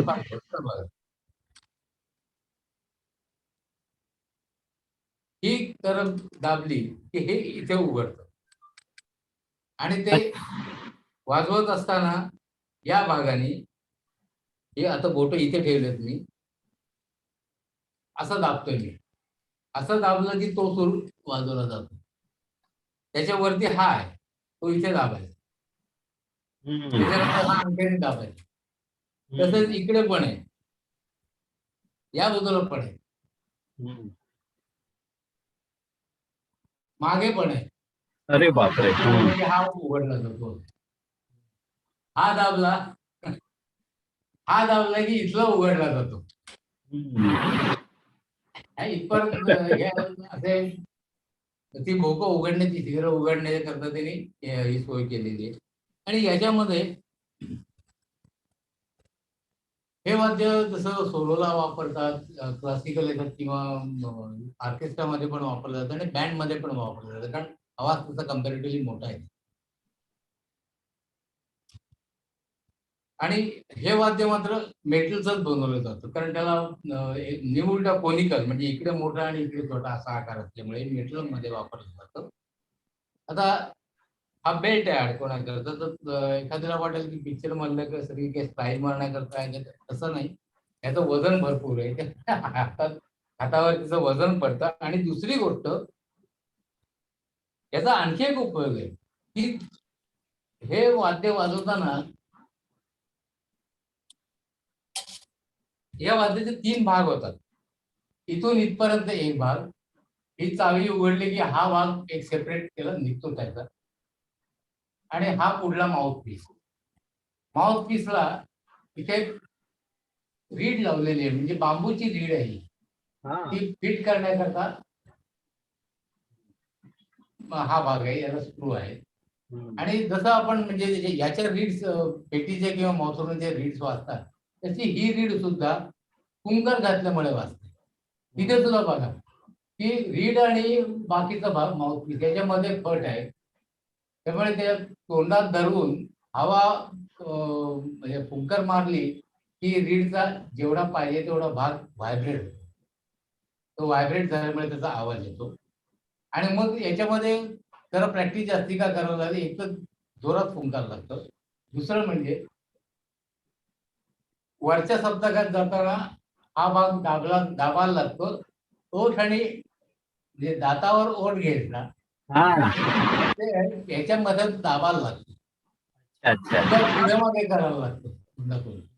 या गोष्टींमुळे याची प्रॅक्टिस खूप करावी लागते. आणि याचा दुसरा उपयोग आहे, त्यामुळे काही वेळा असं होतं की ही पोझिशन ते ओठाने दाबायचं असतं त्याच्यामुळे केली जाते, ती स्टाईल नाहीये. अच्छा.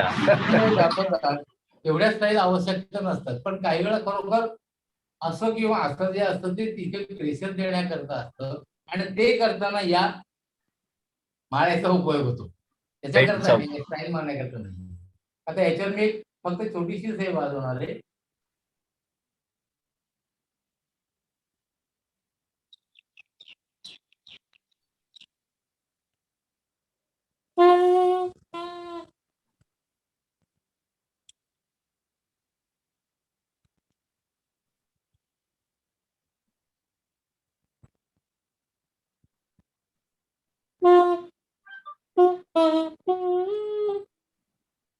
गर्ल पिक्चर मधलं उमादेवी टुनटुनी म्हटलेलं गाणं ते एक कडवं वाजून दाखवतो.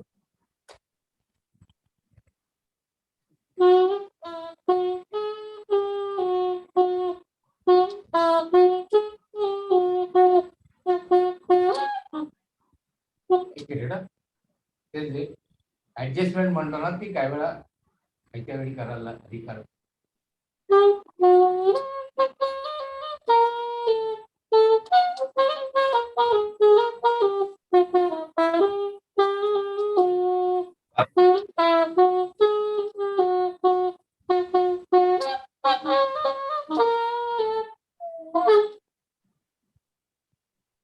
प्रॉब्लेम काय होतं माहितीये का, या लॉकडाऊन मुळे ही रीड जी माझी खराब झालेली आहे ती मला नवीन मिळत नाही.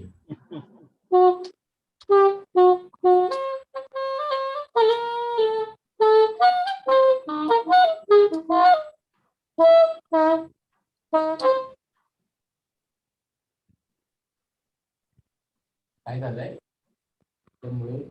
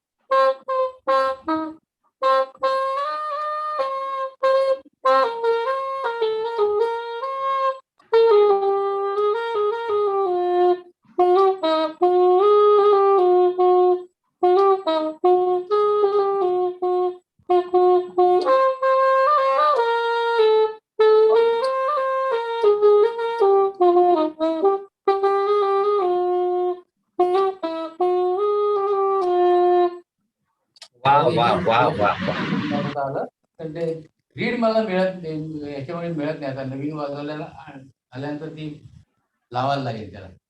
ते लाकडाची असते ना, जास्त वेळा वाजवली की लगेच हे रिटरेट होत लवकर. तर हे झालं सॅक्सोफोन.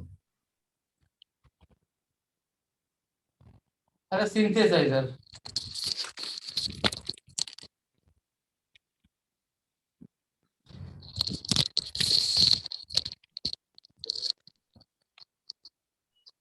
तेव्हा सॅक्सोफोन तुम्हाला नीट वाजवून दाखवता आलं नाही? नाही, आम्हाला त्यापर्यंत पूर्ण पोहोचला तो. कारण काही मर्यादा असतातच. हो.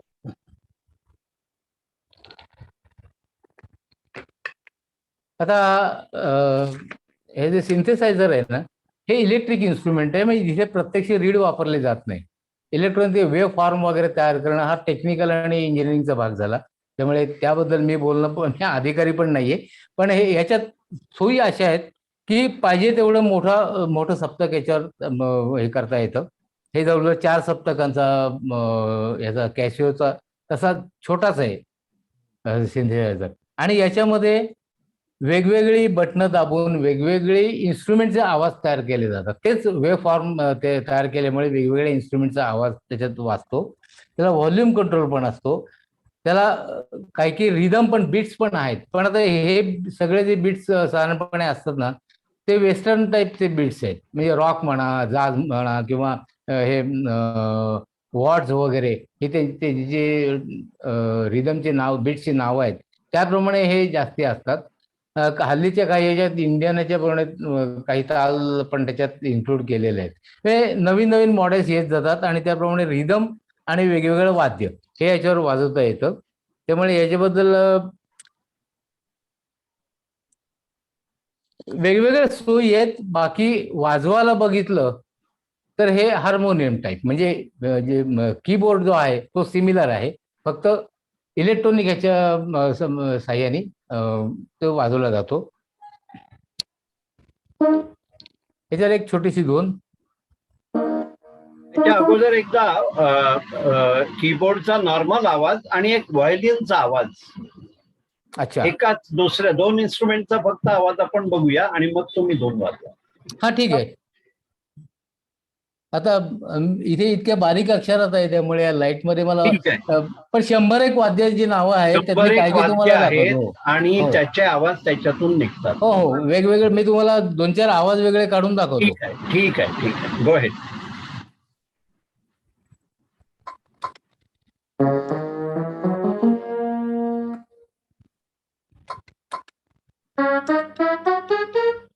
Yes yes yes. वेगवेगळे आवाज येतात.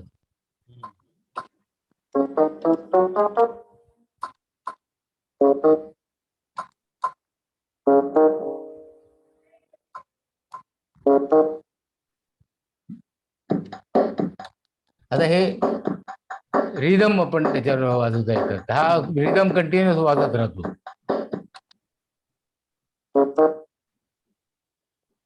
ठीक आहे. दिलीप कुमार पुढे हा, जा. हरकत नाही.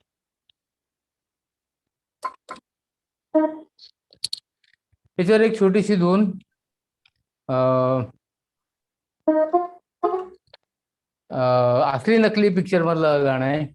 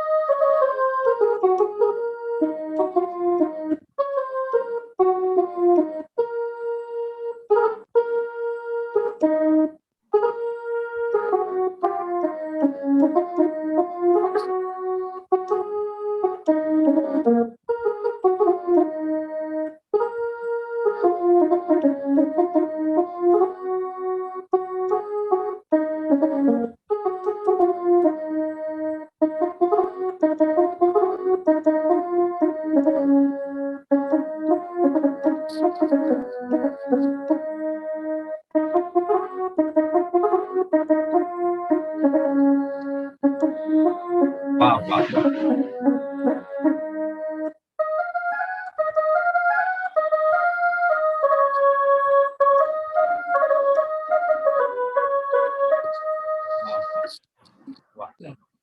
त्याच्यावर कॉर्ड्सही वाजवता येतात वेगवेगळ्या, म्हणजे जशा अकॉर्डियन पेटी किंवा ह्याच्यावर असतात त्याप्रमाणे अनेक सूर एका वेळी वाजवून कॉर्ड्स पण वाजवता येतात. इथे वायर मध्ये येते. अच्छा. आता शेवटचं एक वाद्य राहिलं अकॉर्डियन.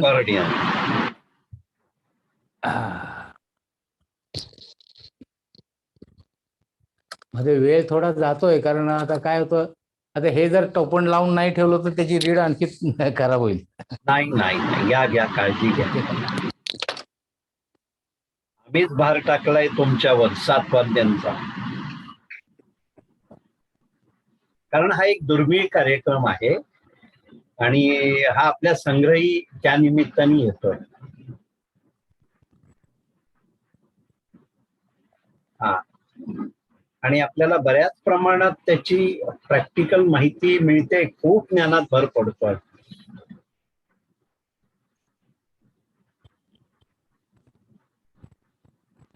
अकॉर्डियन हा पण आपल्या सिने संगीतामध्ये जसं एक पिक्चरायझेशन साठी गिटार वापरतात, काही प्रमाणात सॅक्साफोन वापरतात, असं पूर्वीच्या काळात अकॉर्डियनचं फार प्रस्त होतं.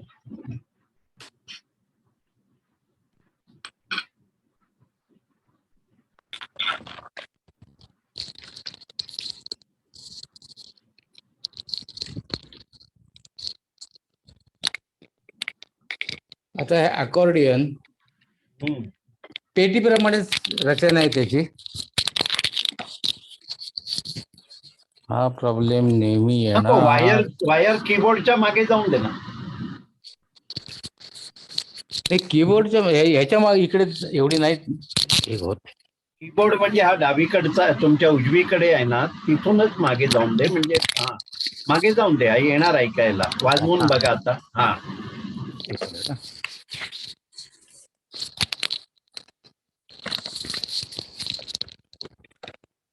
हे पेटीप्रमाणे वाजणारं वाद्य आहे आणि फक्त पेटीचा भाता असतो त्याच्याऐवजी हा मोठा भाता आहे.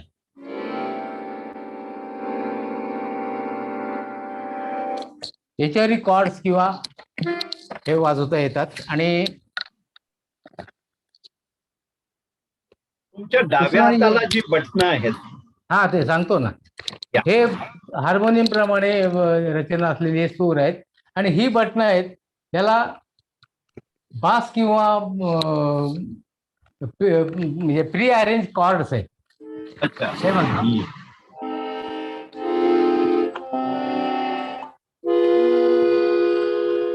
एखाद्या सुरावटीमध्ये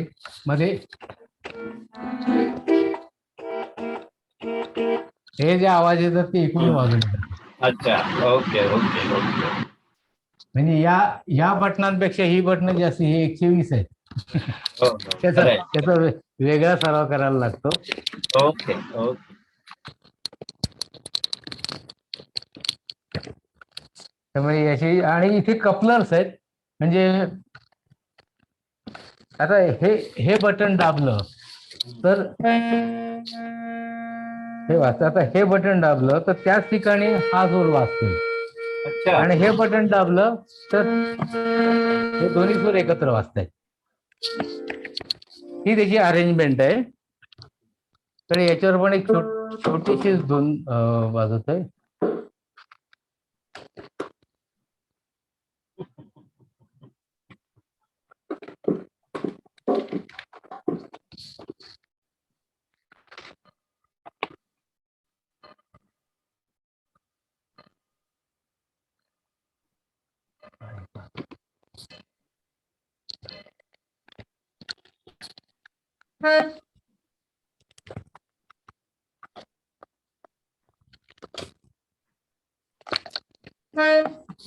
ऐकू येतं की नाही फक्त सांगा.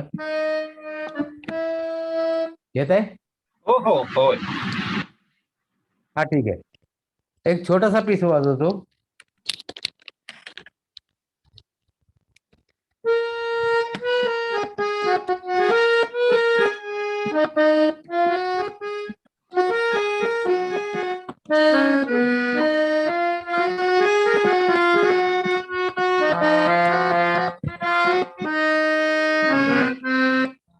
काय होतंय?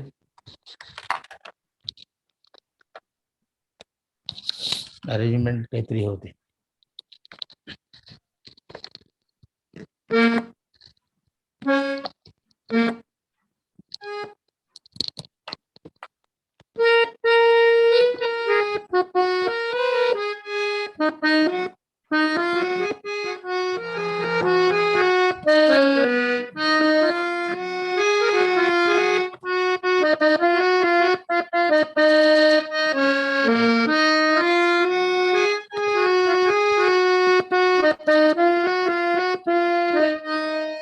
वा वा वा वा.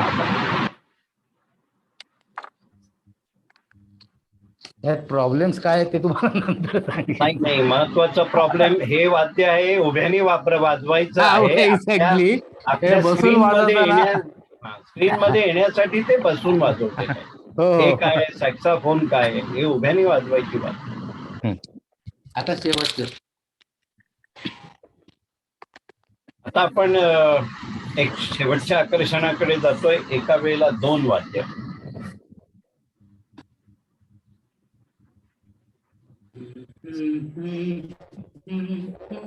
वाद्यांची ओळख आपली झाली आहे. आता एक ढोलकी हे वाद्य एक आपल्या समोर नव्याने येईल.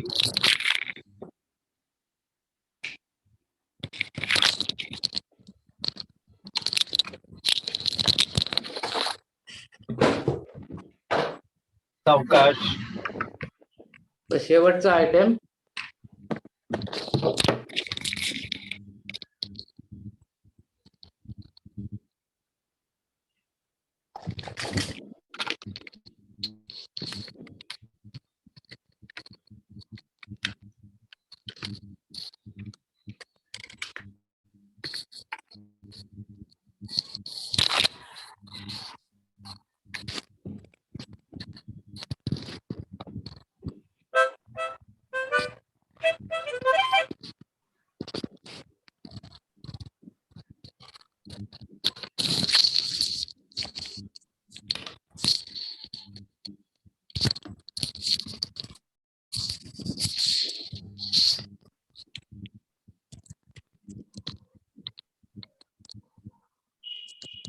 हा जो प्रकार मी आता करतोय, वाजून दाखवतोय, ऐकू येते का?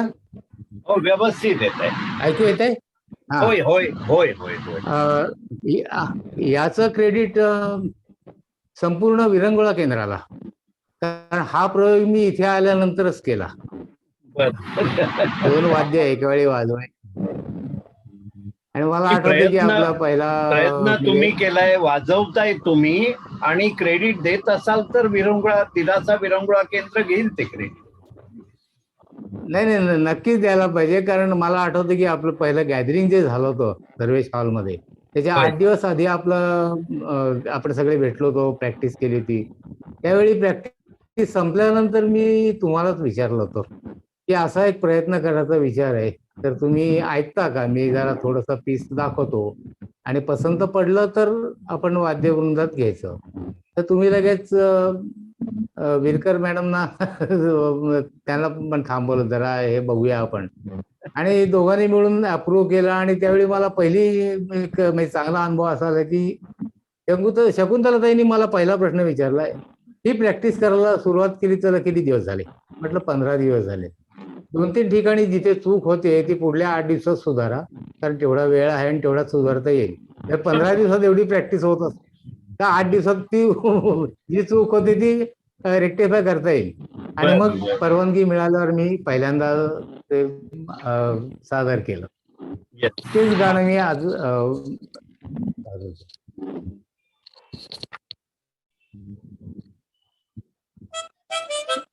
गुमनाम पिक्चर मधलंय, इस दुनिया में जीना हो तो.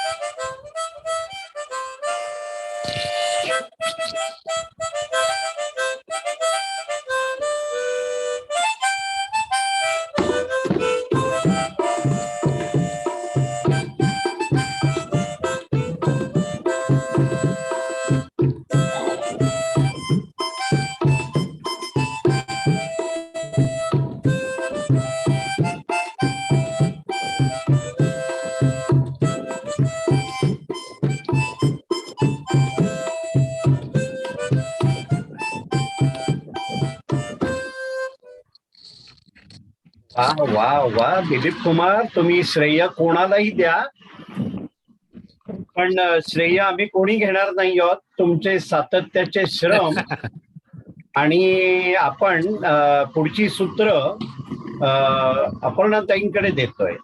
दिलीप कुमार, तुम्हाला काही बोलायचं राहिलंय? नाही, मला बोलायचं नाही. कोणाला काही विचारायचं असेल माहिती नाही, ते आपण नंतर करूया. अपर्णाताईंचं बोलणं झाल्यानंतर मग आपण काही प्रश्न असतील तर विचारूया. अपर्णाताई. जवळजवळ 1.5 तास तुम्ही आम्हाला खेळवून ठेवलं. आम्ही ठरवलं की शुक्रवारच्या कार्यक्रमात आपल्या सभासदांना पुढे आणायचं, त्यांच्या कलागुणांना वाव द्यायचा, त्यांचं अंतरंग, त्यांची दुसरी बाजू प्रकाशात आणायची. हा उद्देश आमचा आज सफल झाला. थँक्यू. आणि खरं सांगायचं म्हणजे एका आज झाकल्या माणसाची आपल्याला ओळख झाली. अरे बापरे, दिलीप एवढं ना कुमार. गाव करू. त्यांनी करून दिलेली 7 वाद्यांची सखोल ओळख खाच खळग्यासहित काहीही स्वतःजवळ न ठेवता, आणि यातून आम्हाला काय जाणवलं तर तुम्ही एक आदर्श शिक्षक मार्गदर्शक आहात याची आज खात्री पटली. प्रथम मी नमूद करते की तुम्ही आधीच सांगून टाकलं की मी फक्त माझी स्तुती सांगणार नाही तर मला आलेलं अपयश आणि माझ्या चुकाही मी सांगणार. यातून तुमच्या प्रामाणिकपणाची जाणीव झाली.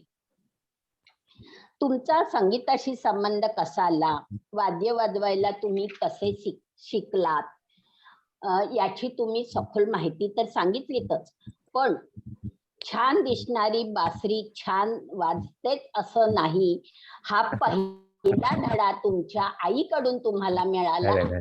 आयुष्यभर तुम्ही लक्षात ठेवलात आणि पाळलात. हे खरं वैशिष्ट्य आहे तुमचं. वाद्यांची माहिती देताना तुम्ही उदाहरणासहित दिली.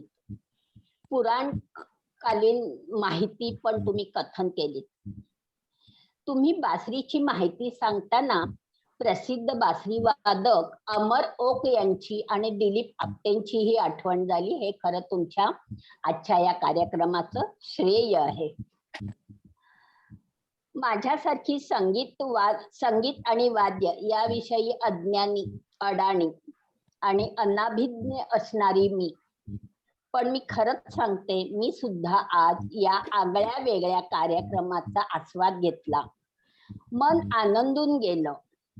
याचं सगळं श्रेय तुमच्यातील उत्तम शिक्षक आणि मार्गदर्शकाला म्हणजेच दिलीप रहाळकर तुम्हाला आहे, आणि याबद्दल मी तुमचे आजन्म ऋणी राहील. थँक्यू.